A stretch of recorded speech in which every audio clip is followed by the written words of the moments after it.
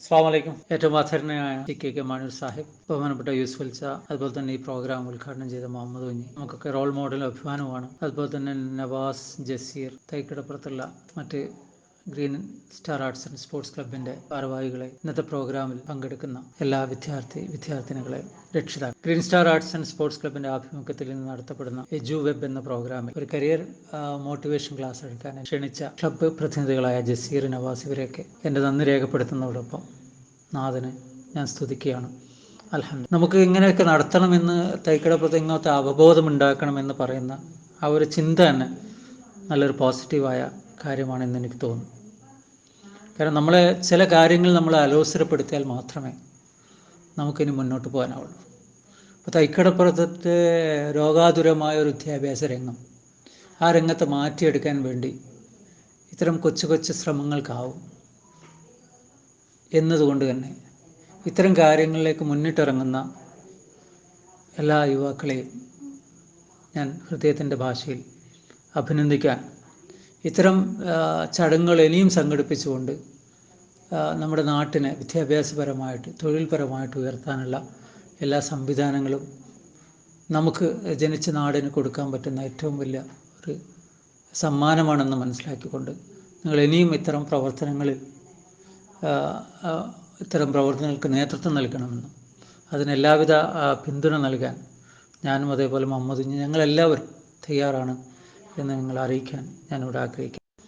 SSLCക്ക് ശേഷം എന്ത്, അല്ലെങ്കിൽ what is next after SLC or +2, what ever it may be. മക്കളെ, നമ്മളൊക്കെ സ്കൂൾ പഠിക്കുമ്പോൾ നമ്മളെ ടീച്ചേഴ്സ് പറഞ്ഞിട്ടുണ്ട്, 10ാം ക്ലാസ്സിലെത്തുമ്പോൾ പ്രത്യേകിച്ച്, ഇതുവരെ പഠിച്ചൊന്നുമല്ല കാര്യം, ഇത് 10ാം ക്ലാസ്സാണ്, അങ്ങനെയാണ്, ആനയാണ്, കുതിരയാണ്, നിങ്ങളെ ലൈഫിലെ സർട്ടിഫിക്കറ്റാണ്, അതാണ് ഇതാണെന്നൊക്കെ പറയും. നിങ്ങൾ വല്ലാതെ അവരെ പേടിപ്പിക്കും, ഇത് ഭയങ്കരമാണെന്നുള്ളൊരു സംഭവത്തിലേക്ക് ഇപ്പോഴത്തേക്കും. 10ാം ക്ലാസ് കഴിഞ്ഞ് +2 എത്തിക്കഴിഞ്ഞാൽ അവിടുത്തെ ടീച്ചേഴ്സ് പറയും 10ാം ക്ലാസ് ഒന്നുമല്ല, അത് അത്യാവശ്യം ഗ്രേസ് മാർക്ക് ഉണ്ടെങ്കിൽ, നിങ്ങളെ ബോണസ് മാർക്കൊക്കെ ഉണ്ടെങ്കിൽ പാസ്സാകാൻ പറ്റുന്ന ഒരു രംഗമാണ്. പക്ഷെ +2 ഉണ്ടല്ലോ, അത് ഭയങ്കരമാണെന്ന് പറയും. +2 ആണ് ജംഗ്ഷൻ എന്ന് പറയും. ഞാനൊരു +2 അധ്യാപകനുണ്ട്, ഞാനും പലപ്പോഴും അങ്ങനെ പറയും, +2 ആണ് ജംഗ്ഷൻ. ശരിക്കും പറഞ്ഞാൽ എല്ലാം ഒരു ജംഗ്ഷൻ തന്നെയാണ്. അല്ലേ? നമ്മൾ ഒരുപാട് മാറ്റങ്ങൾ, 10ാം ക്ലാസ് വരുമ്പോൾ നമ്മൾ 10 സബ്ജക്ട്സിനെ പഠിച്ചിരുന്നു, അതിനോട് പ്രണയം കാട്ടിയിരുന്നു. പക്ഷേ ഇനി കുറച്ചുകൂടി സെലക്റ്റീവായിട്ട് പോകണം. ഇനി 6 സബ്ജക്ട്സ് നമ്മൾ പഠിക്കണം. നമുക്കിഷ്ടമില്ലാതെ 4 സബ്ജക്ട്സിനെ എലിമിനേറ്റ് ചെയ്യാൻ പറ്റും. അതാണ്, അങ്ങനെ എലിമിനേഷനായിട്ട് പോകുന്നതാണ് വിദ്യാഭ്യാസത്തിൻ്റെ രീതി. അപ്പോൾ ഒരർത്ഥത്തിൽ നമ്മളൊക്കെ ഒരു ജംഗ്ഷൻ പോയിന്റ് കഴിഞ്ഞു എന്ന് പറഞ്ഞ ഇതെടുത്താൽ തന്നെ ഇനി നമ്മൾ എങ്ങനെ പോകണം എന്നുള്ളതാണ് അടുത്ത നമ്മുടെ ചിന്തയുണ്ടാവുന്നത്. ഒരു കാര്യം ഇവിടെ തീർത്ത് പറയാം, എല്ലാ മക്കളെയും അള്ളാഹു തആലയുടെ എല്ലാ സൃഷ്ടിപ്പും അവനൊരു പ്രത്യേക ദൗത്യം നിറവേറ്റാൻ വേണ്ടിയിട്ടാണ് നമ്മളിവിടെ ഓരോ വ്യക്തിയെയും അള്ളാഹു തആല ഇവിടെ സൃഷ്ടിച്ചത്. നമുക്കൊക്കെ ഇണങ്ങിയ, നമുക്കൊക്കെ യോജിച്ച, നമ്മുടെ മനസ്സിൻ്റെ പെർമ്യൂട്ടേഷനും കോമ്പിനേഷനുമായിട്ട് താതാത്മ്യം പ്രാപിക്കുന്ന ഒരുപാട് സ്കില്ല് നമ്മളെടുത്തുണ്ട്. അപ്പോൾ അത് ഒരു പ്രത്യേക കരിയർ ചെയ്യാൻ വേണ്ടിയിട്ട് തന്നെയാണ് നമ്മളിവിടെ സൃഷ്ടിച്ചത്. അപ്പോൾ നമ്മൾ പറയാം, ബിൽഗേറ്റ്സ് പറഞ്ഞ മാതിരി, if you born as a poor it is not your mistake, but if you die as a poor it is purely your mistake. അത് മനസ്സിലാക്കുക. അപ്പം നമ്മൾ വിജയിക്കേണ്ടവരാണ്. എല്ലാവരും അമൂല്യ രക്തങ്ങളാണ് ഓരോ വിദ്യാർത്ഥിയും. പക്ഷെ നമ്മൾ അറിയില്ല വാട്ട് ടു ഡു നെക്സ്റ്റ്. എല്ലാ കരിയറിനും അതിൻ്റേതായ വാല്യൂസ് ഉണ്ട്. എല്ലാതരം ആൾക്കാർ ഇവിടെ വേണം. ഒരു വിമാനത്തിലാണെങ്കിൽ പൈലറ്റ് വേണം, ഫ്ലൈറ്റ് അറ്റൻഡൻറ്റ് വേണം, ക്യാബിൻ ക്രൂസ് വേണം, ഗ്രൗണ്ട് സ്റ്റാഫ് വേണം. എല്ലാവരും പൈലറ്റായി നടക്കില്ല. എല്ലാ തരം തൊഴിലിലേക്കും ഇവിടെ ആൾക്കാർ വേണം. അപ്പോൾ അനുസരിച്ച് നമ്മൾ ഏതിനാണ് ഫിറ്റ് ആവുക എന്ന് മനസ്സിലാക്കി ഒരു പ്ലാനിങ്ങോടുകൂടി മുന്നോട്ട് പോവുക എന്നുള്ളതാണ് ഏറ്റവും കരണീയമായ ഒരു വസ്തുത എന്ന് നമ്മൾ പറയണം. അപ്പോൾ വഴി അറിഞ്ഞ് മുന്നോട്ട് പോവുക എന്നുള്ളതാണ്. ആലീസ് അഡ്വഞ്ചേഴ്സ് ഇൻ വണ്ടർലാൻഡ് എന്ന പ്രശസ്തമായ നോവൽ ലൂയിസ് കാരോൾ എന്ന എഴുത്തുകാരി, ആ ഒരു പൂച്ചയും ഒരു ആലീസുമായിട്ടുള്ള സംസാരം. ആലീസ് പൂച്ചയോട് ചോദിക്കുകയാണ്, ഈ വഴിയിൽ പോയാൽ എവിടെ എത്തുമെന്ന് ചോദിച്ച സമയത്ത് പൂച്ച തിരിച്ചു ചോദിക്കുകയാണ്, നിങ്ങൾക്ക് എവിടെയാണ് പോകേണ്ടത്. അപ്പോൾ ആലീസ് പറയാണ്, എനിക്കങ്ങനെ പ്രത്യേകിച്ച് എവിടെയും പോകണമെന്നില്ല. അപ്പോൾ പൂച്ച പറഞ്ഞ ഒരു മറുപടിയുണ്ട്, if you have no right way to choose, why can't you choose any ways that is available? യഥാർത്ഥത്തിൽ വ്യക്തമായ ഒരു വഴി നിനക്ക് പോകാൻ നിശ്ചയമില്ലെങ്കിൽ നിനക്ക് ഏത് വഴിയിലേയും പോവാം. പിന്നെന്തിനാണ് നീ വഴി ചോദിക്കുന്നത്? ഇത് നിങ്ങളോട് തന്നെ ചോദിക്കണം. ഏത് വഴി അറിഞ്ഞു പോകേണ്ട ഒരു കാലഘട്ടത്തിലാണ് നാം ജീവിക്കുന്നത് എന്ന് നമ്മൾ മനസ്സിലാക്കിയാലേ മതിയാവും. കോവിഡ് എന്ന മഹാമാരി, ഒരു പാൻഡമിക് സിറ്റുവേഷനിലാണ് നമ്മളെല്ലാം. വീട്ടിലൊക്കെ അടങ്ങി ഒതുങ്ങി കൂടുകയാണ്. നമ്മുടെ പ്രദേശത്തൊക്കെ നിരോധാജ്ഞ ഉള്ള സമയത്താണ് നമ്മളുള്ളത്. അസുഖം ഇങ്ങനെ കൂടിക്കൊണ്ട് വരുന്ന വളരെയധികം കലുഷിതമായൊരു കാലഘട്ടത്തിലാണ് നാം ഇന്ന് പോകുന്നത്.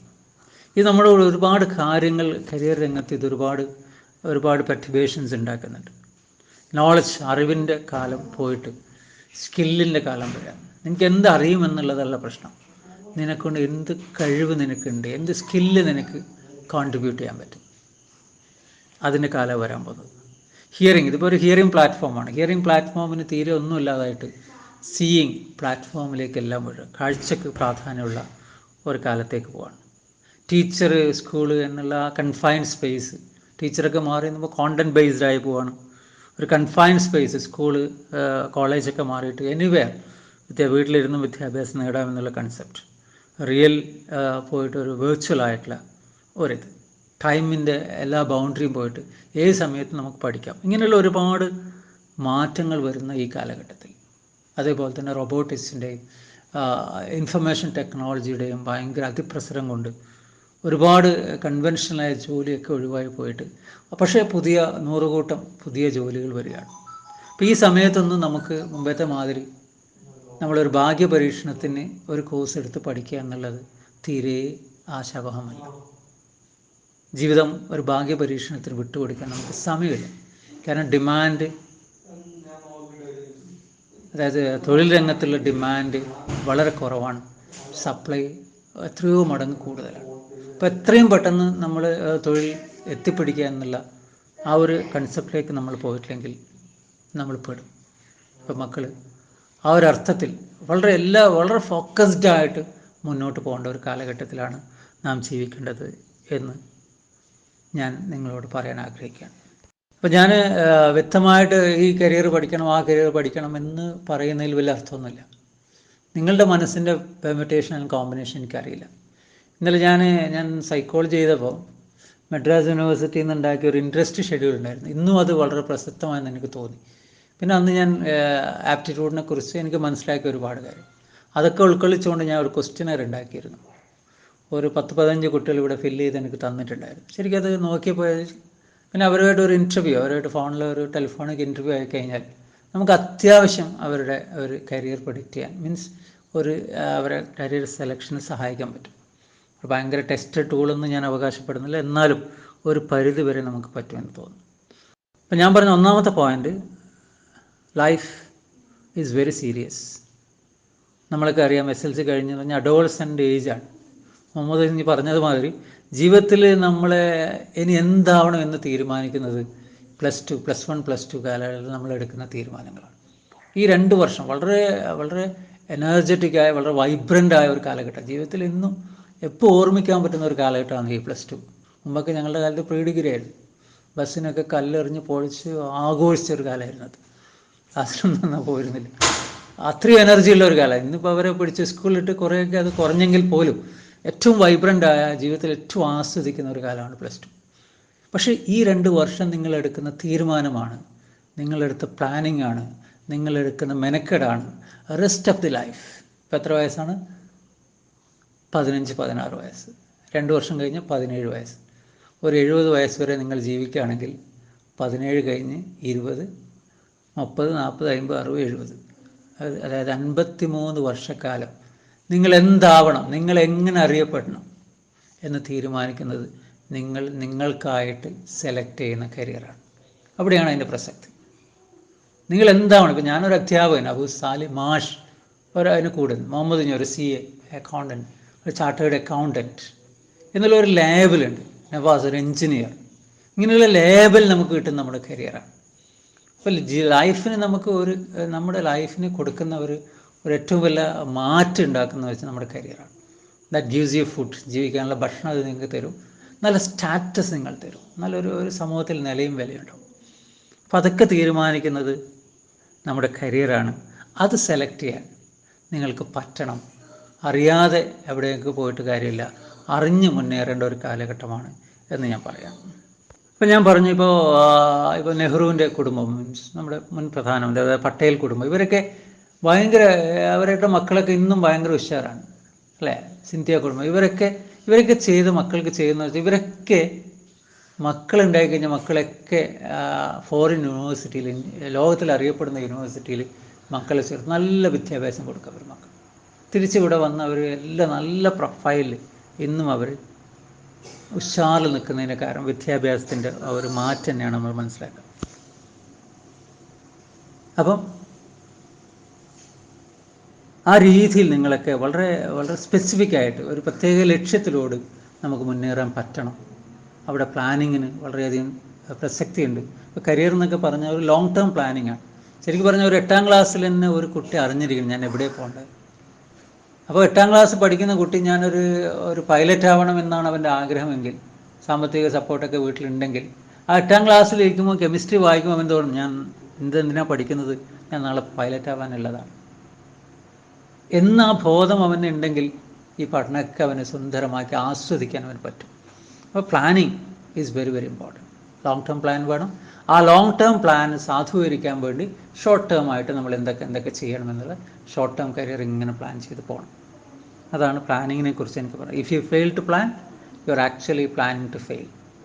നമ്മൾ ആസൂത്രണം ചെയ്യാൻ പരാജയപ്പെട്ടാൽ ശരിക്കും നമ്മൾ പരാജിതനാവാൻ വേണ്ടി നമ്മൾ ആസൂത്രണം ചെയ്തതാണ് എന്ന് മനസ്സിലാക്കുക. അതാണ് പ്ലാനിങ്ങിൻ്റെ ഏറ്റവും വലിയ ഇമ്പോർട്ടൻസ്.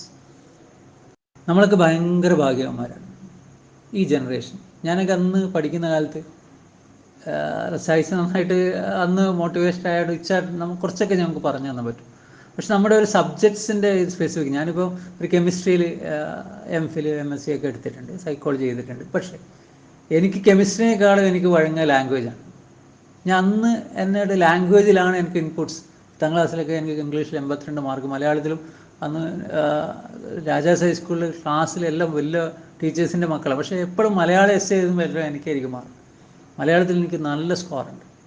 പക്ഷേ ലാംഗ്വേജ് എൻ്റെ ഇൻപുട്ടായിട്ട് പോലും അന്ന് ലാംഗ്വേജിൽ നീ ഫോക്കസ് ചെയ്ത് പോകണം എന്ന് പറഞ്ഞാൽ ആരും ഉണ്ടായില്ല. അന്ന് ലാംഗ്വേജ് എന്നടുത്ത് ഇന്ത്യയിൽ തന്നെ അറിയപ്പെടുന്ന, മീൻസ് നമ്മുടെ ഇതിൽ പഠിച്ചവൻ്റെ ഒരു കഥ അതിൻ്റെ കൂടെയുണ്ട്. എങ്കിൽ പോലും നമുക്ക് അന്ന് മനസ്സിലാക്കി പറഞ്ഞാൽ അന്നത്തെ കാലഘട്ടത്തിൽ ആളുണ്ടായിരുന്നില്ല. പക്ഷേ ഇന്ന് നിങ്ങളൊക്കെ ഭാഗ്യവാന്മാർ. ഇങ്ങനെ ഒരുപാട് ക്ലാസ്സുകൾ, ഇങ്ങനെ ഒരുപാട് ട്രെയിനിങ്സ് ഉണ്ടാക്കും. എനിക്ക് ഓർമ്മ വരുന്നത് ഒരു കോട്ടയം ജില്ലയിലെ ഒരു ചെറുപ്പക്കാരൻ്റെ കഥയാണ്.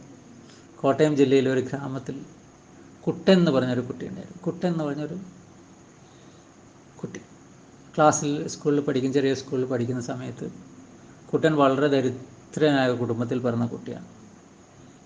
അപ്പം ആഴ്ചയിലെല്ലാം ഒരു ഡ്രസ്സ് മാത്രമേ ഉള്ളൂ, കയറി പറഞ്ഞ ഡ്രസ്സുമായിട്ട് ക്ലാസ്സിൽ വരും. തീരെ വൃത്തിഹീനമായ ചുറ്റുപാട്, ഷെഡ്യൂൾഡ് കാസ്റ്റിലെ ഒരു കുട്ടിയാണ്. അതുപോലെ തന്നെ ക്ലാസ്സിൽ ബാബു എന്ന് പറഞ്ഞൊരു കുട്ടി, ഇവൻ്റെ നല്ല ഫ്രണ്ടാണ് ഇവർ തമ്മിൽ. ബാബു അത്യാവശ്യം പഠിക്കും, നല്ല വെൽ ടു ഡു ഫാമിലിയിൽ നിന്ന് വരുന്നൊരു കുട്ടിയാണ് ബാബുവിന് ഭയങ്കര വലിയ വീടാണെന്ന് കുട്ടൻ അറിഞ്ഞു. അപ്പോൾ കുട്ടന് ബാബുവിൻ്റെ വീട് കാണാൻ ഭയങ്കര ആഗ്രഹമായിരുന്നു. അപ്പോൾ ബാബുവിനോട് ചോദിച്ചു, എന്നെ നീ വീട്ടിലേക്ക് ഇരുന്ന് കൊണ്ടുപോയി, എനിക്ക് എൻ്റെ വീടൊന്ന് കാണണം. അപ്പോൾ ബാബു പറഞ്ഞു, നീ വീട്ടിൽ വരുന്ന എൻ്റെ അച്ഛനും അമ്മക്കൊന്നും അത്ര ഇഷ്ടാവില്ല, അപ്പം അവരില്ലാത്ത സമയത്ത് ഞാൻ നിന്നെ വീട്ടിൽ കൊണ്ടുവന്നു. അങ്ങനെ ഇവൻ അതിനായിട്ട് കാത്തുന്ന ഒരു അച്ഛനും അമ്മയും പുറത്ത് പോയപ്പോൾ ബാബു വിളിച്ചു, ഇന്ന് നമുക്ക് വീട്ടിൽ പോകാം, ഇങ്ങ് വരുമെന്ന് പറഞ്ഞ് കുട്ടനെയും വിളിച്ചു വീട്ടിലേക്ക് പോയി. അപ്പോൾ കുട്ടനെ അവിടെ വീട് കണ്ട് അന്താളിച്ചെന്നു. പിന്നെ ജീവിതത്തിൽ കാണാത്തൊരു വലിയ വീടാണ്. വീടിന് ഗേറ്റ് തുറന്ന ഉടനെ വലിയൊരു പട്ടിൻ്റെ കൂട് അവൻ്റെ ശ്രദ്ധയിൽപ്പെട്ടു. നല്ല സുന്ദരമായ 1-2 പട്ടികൾ അതിലുണ്ട്. എന്നിട്ട് പട്ടിയുടെ ഭക്ഷണം കൊടുക്കുന്ന ബോക്സ് കണ്ടപ്പോൾ നല്ല ബിരിയാണി, ചിക്കൻ ബിരിയാണി പട്ടി കഴിക്കുകയാണ്. നല്ല സ്മെല്ല്. ആ ചിക്കൻ പീസ് ഇങ്ങനെ കടിച്ചപ്പോൾ ഇവന് നിന്ന് നോക്കിപ്പോയി. എനിക്ക് ഓണത്തിന് പോലും കിട്ടാത്തൊരു ഭക്ഷണം സാധാ ദിവസം ബാബുവിൻ്റെ വീട്ടിലൊരു നായക്ക് കിട്ടി എന്നുള്ളൊരു ചിന്ത അവൻ്റെ മനസ്സിൽ വന്നു. വിശപ്പാണ് മനുഷ്യൻ്റെ എല്ലാം എന്ന് മനസ്സിലാക്കാൻ കൂടിയാണ്. എന്നിട്ട് ആ കഥ കഴിഞ്ഞ് തിരിച്ച് ഇവൻ ക്ലാസ്സിലേക്ക് പോയി. 2-3 ദിവസം കഴിഞ്ഞ് ആ ക്ലാസ്സിലൊരു ഇൻസ്പെക്ടർ വന്നു, എഡ്യൂക്കേഷൻ ഇൻസ്പെക്ടർ വന്നു. അപ്പോൾ ഇൻസ്പെക്ടർ വന്നപ്പോൾ കുട്ടികളോട് ചോദിച്ചു, നിങ്ങൾക്ക് എന്താ ആഗ്രഹം, ഇങ്ങനെ ഓരോരാളോട് ചോദിച്ചു. ഓരോരോ ആഗ്രഹം പറഞ്ഞു. അപ്പോൾ കുട്ടൻ്റെ ടേണായിട്ട് കുട്ടനോട് ചോദിച്ചു, നിനക്ക് എന്താവണമെന്ന് ചോദിച്ചു. അപ്പോൾ കുട്ടൻ ഒറ്റയടിക്ക് പറഞ്ഞു, എനിക്ക് ബാബുവിൻ്റെ വീട്ടിലൊരു പട്ടിക്കുട്ടിയാവണമെന്ന് പറഞ്ഞു. ക്ലാസ് മൊത്തം ചിരിച്ചു. പക്ഷേ ടീച്ചർക്ക് ഭയങ്കര സങ്കടം. ഇൻസ്പെക്ടർ എന്താ ചോദിച്ചു, എന്തുകൊണ്ട് നീ പറഞ്ഞു, ഇവനൊക്കെ എക്സ്പ്ലെയിൻ ചെയ്തു. ടീച്ചർക്ക് ഇവനോട് ഭയങ്കര സങ്കടമായി, പാവപ്പെട്ട കുട്ടിയാണെന്ന് പറഞ്ഞാൽ ടീച്ചർ ശ്രദ്ധിക്കാൻ തുടങ്ങി. അപ്പോൾ ടീച്ചർ ഇവന് പുസ്തകം വാങ്ങിച്ചു കൊടുക്കാൻ, ഇവന് പുസ്തകം വാങ്ങാൻ പൈസ ഇല്ല, ടെക്സ്റ്റ് വാങ്ങാൻ. പുസ്തകം വാങ്ങിച്ചു കൊടുത്തു, അവനെ സഹായിച്ചു, നല്ല ഡ്രസ്സ് വാങ്ങിച്ചു കൊടുത്തു. അവന് അത്യാവശ്യം നല്ല മാർക്കോടുകൂടി അവൻ SLC പാസ്സായി. അതേ ടീച്ചറിൻ്റെ മോട്ടിവേഷനിൽ അവൻ +2 നല്ല മാർക്കോടെ പാസ്സായി. മഹാരാജാസ് കോളേജിൽ നിന്ന് ഡിഗ്രി ചെയ്തു. ഡിഗ്രി പഠിക്കുമ്പോൾ 1-2 എക്സാം ചെയ്ത് ലണ്ടനിൽ ഒരു സ്കോളർഷിപ്പോടുകൂടി ഡിഗ്രിക്കും MPhilനൊക്കെ പഠിക്കാൻ, ഹയർ സ്റ്റഡീസിന് പഠിക്കാൻ അവന് സെലക്ഷൻ കിട്ടി. അങ്ങനെ ലണ്ടനിൽ അവൻ പഠിക്കുമ്പോൾ യൂണിവേഴ്സിറ്റിയിലുള്ള പഠനം കഴിഞ്ഞിട്ട് തിരിച്ചു വരുമ്പോൾ ആ യൂണിവേഴ്സിറ്റിൻ്റെ വൈസ് ചാൻസലർ ഒരു കത്ത് കൊടുത്തു എൻ്റെ കയ്യിൽ. എന്നിട്ട് പറഞ്ഞു, നീ ഇത് പോയിട്ട് നാട്ടിൽ പോയിട്ടൊന്ന് നെഹ്റുവിന്, അന്നത്തെ ഇന്ത്യൻ പ്രധാനമന്ത്രിയായ നെഹ്റുവിനൊന്ന് കൊടുക്കണം ഈ ലെറ്റർ എന്ന് പറഞ്ഞു. ഇവനൊന്നും ശ്രദ്ധിച്ചില്ല, എന്തോ ഇവർ തമ്മിൽ അറിയുന്ന ആളായിരിക്കും കത്ത് തന്നെന്ന് പറഞ്ഞ് ഇവൻ നാട്ടിൽ വന്നു. പ്രധാനമന്ത്രിയുടെ ഒരു അപ്പോയിൻമെൻ്റൊക്കെ എടുത്തു, പോയിട്ട് ഈ കത്ത് അങ്ങ് കൊടുത്തു. നെഹ്റു പറഞ്ഞു, നീ പോയിക്കോ, വീട്ടിലേക്ക് പോയിക്കോ, ഓക്കെ എന്ന് പറഞ്ഞു. അപ്പം കോളേജിലൊരു ലെക്ചറായിട്ട് അവന് ജോലി കിട്ടി. അവന് കോളേജിൽ ഇങ്ങനെ പഠിപ്പിക്കാം. 3 മാസം കഴിഞ്ഞ് പ്രധാനമന്ത്രിയുടെ ഓഫീസിന് വിളിക്കുന്നു, നാളെ തന്നെ പ്രധാനമന്ത്രിയെ കാണാൻ പറഞ്ഞിട്ടുണ്ടെന്ന് പറഞ്ഞു. കുട്ടൻ ഡൽഹിയിലേക്ക് വണ്ടി കയറി. അപ്പോൾ ഓഫീസിലെത്തി. അപ്പം പ്രധാനമന്ത്രിയെ കാണാൻ പോയി. അപ്പം കയ്യിൽ കൊടുക്കുന്നത് ബർമ എന്ന രാജ്യത്തെ അംബാസിഡറായിട്ട് നിന്നെ ഞാൻ നിയമിച്ചു എന്നുള്ള ലെറ്ററാണ്. ഇപ്പോൾ VC, അന്നത്തെ ലണ്ടൻ യൂണിവേഴ്സിറ്റിയിലെ VC ഇദ്ദേഹത്തിന് കൊടുത്ത ലെറ്റർ, ഈ കുട്ടി അപാരമായ പൊട്ടൻഷ്യലുള്ള കുട്ടിയാണ്, രാഷ്ട്രത്തിന് വേണ്ടി ഇവനെ ഉപയോഗിക്കണം, വേറൊന്നില്ല, രാഷ്ട്രത്തിൻ്റെ പുരോഗതിക്കായിട്ട് ഇവനെ ഉപയോഗിക്കണമെന്നാണ് ഉപയോഗിച്ചത്. ആ ലെറ്ററിൽ എഴുതിയത്. ഈ കുട്ടിയാണ് പിന്നീട് ഇന്ത്യൻ പ്രസിഡന്റ് വരെ ആയ KR നാരായണൻ. അപ്പം അന്ന് അവന് മോട്ടിവേഷൻ കൊടുക്കാനുള്ള ആ ടീച്ചേഴ്സിൻ്റെ അവരുടെ എല്ലാം സങ്കല്പം ഉണ്ടായിരുന്നു. മക്കളെ, ഈ തരം മോട്ടിവേഷൻ ഇപ്പം സാമ്പത്തികമായിട്ട് ഒരു പ്രയാസം നിങ്ങൾക്ക് ഉണ്ടാവില്ലായിരിക്കും. സാമ്പത്തികമായിട്ട് ബുദ്ധിമുട്ടുകൊണ്ട് വിദ്യാഭ്യാസം നടത്തേണ്ട അവസ്ഥ നമുക്ക് നാട്ടിലില്ല. അങ്ങനെ എല്ലാ തരത്തിലും നമ്മൾ വളരെ ഗിഫ്റ്റഡായ ഒരു സമൂഹത്തിൽ വളർന്നിട്ട് പോലും നമ്മൾ എന്തുകൊണ്ടാണ് വിദ്യാഭ്യാസമായിട്ട് പിറകോട്ട് പോകുന്നതെന്ന് നമ്മളോട് തന്നെ ചോദിക്കും. ഞാൻ അധികം ദീർഘിപ്പിക്കുന്നില്ല, നമ്മുടെ ക്ലാസ്സിലേക്ക്, മീൻസ് നമ്മുടെ കണ്ടൻറ്റിൻ്റെ ഇമ്പോർട്ടൻ്റ് ആയ പോയിന്റിലേക്ക് ഞാൻ പോവാണ്. ആദ്യമായിട്ട് നിങ്ങൾ ഉണ്ടാക്കേണ്ടത്, there should be, you have to ask yourself, why should I learn? ഞാൻ എന്തിന് പഠിക്കുന്നു? ആ ക്വസ്റ്റ്യൻ നിങ്ങൾ കറക്റ്റായിട്ട് ആൻസർ ചെയ്യണം. എന്തിനാണ് നിങ്ങൾ പഠിക്കുന്നത്? If there is why in your life, then comes hows. നിങ്ങളുടെ ചിന്തയിൽ എന്തിന് എന്നുള്ള ഒരു ചോദ്യമുണ്ടെങ്കിൽ, എന്തിനാണ് ഞാൻ പഠിക്കുന്നത് എന്നുള്ള ഒരു ചിന്ത, ഒരു ചോദ്യത്തിന് നിങ്ങൾക്ക് ഉത്തരം ചെയ്യാൻ പറ്റുന്നുണ്ടെങ്കിൽ, എങ്ങനെ പഠിക്കണം, എങ്ങനെ ആ രീതിയിൽ എത്തണം, ഇങ്ങനെയുള്ള ഒരുപാട് ഇൻക്ലൂസീവ് മൈൻഡിലേക്ക് നിങ്ങളെ കൊണ്ടുപോകും. അപ്പോൾ എന്തിന് എന്നുള്ള ക്വസ്റ്റ്യൻ നിങ്ങളോട് തന്നെ ചോദിക്കണം. ഇതൊക്കെ ഒരു പാഷനായിട്ട് ഒരു കരിയർ നമ്മൾ കൊണ്ടുപോകാൻ പറ്റും. MTയോട് ഒരിക്കൽ ചോദിച്ചു, നിങ്ങളെന്താ ഇങ്ങനെ എഴുതുന്നു ചോദിച്ചപ്പോൾ MT പറഞ്ഞു, എനിക്ക് എഴുതാതിരിക്കാൻ പറ്റാത്തതുകൊണ്ടാണ് ഞാൻ എഴുതുന്നത്. അത് പാഷനാണ് MTയെ സംബന്ധിച്ചത്.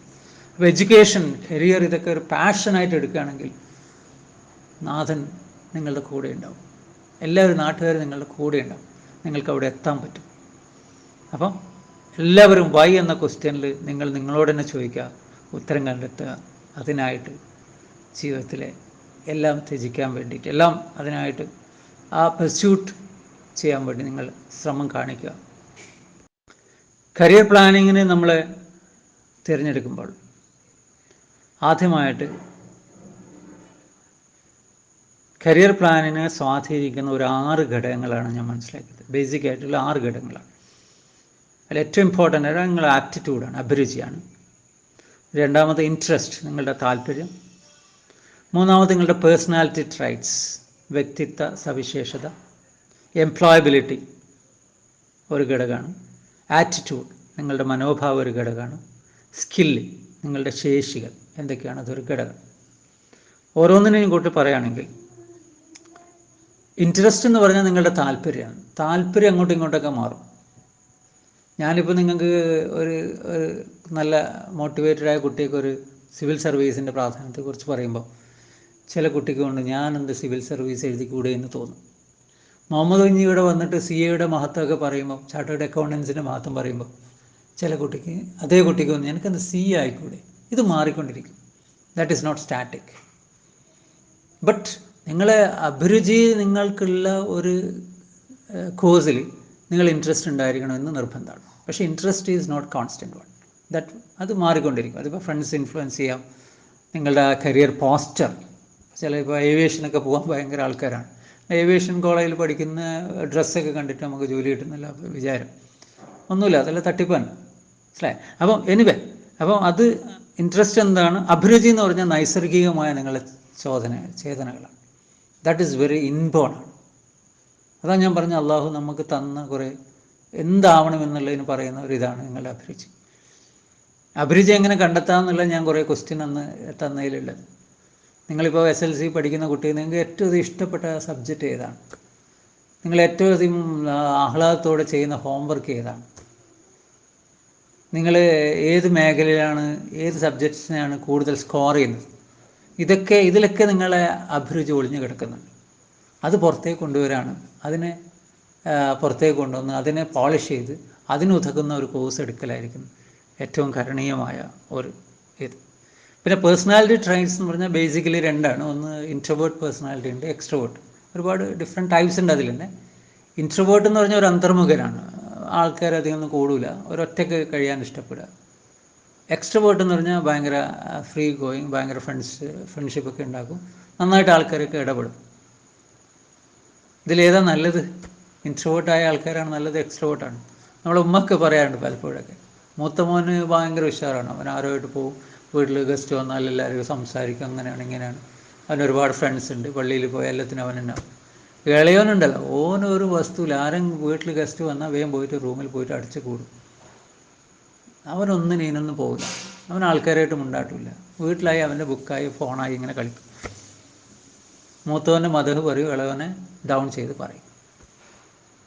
എന്താണ് കുഴപ്പം? ഒന്ന് എക്സ്ട്രോവേർട്ടാണ്, മറ്റേ ഇൻട്രോവേർട്ടാണ്. പക്ഷെ മക്കളെ നമ്മൾ മനസ്സിലാക്കേണ്ടത്, ലോകത്ത് ഏറ്റവും നല്ല കരിയറിൽ എത്തിയവരൊക്കെ ഇൻട്രോവേർട്ടുകളാണ്.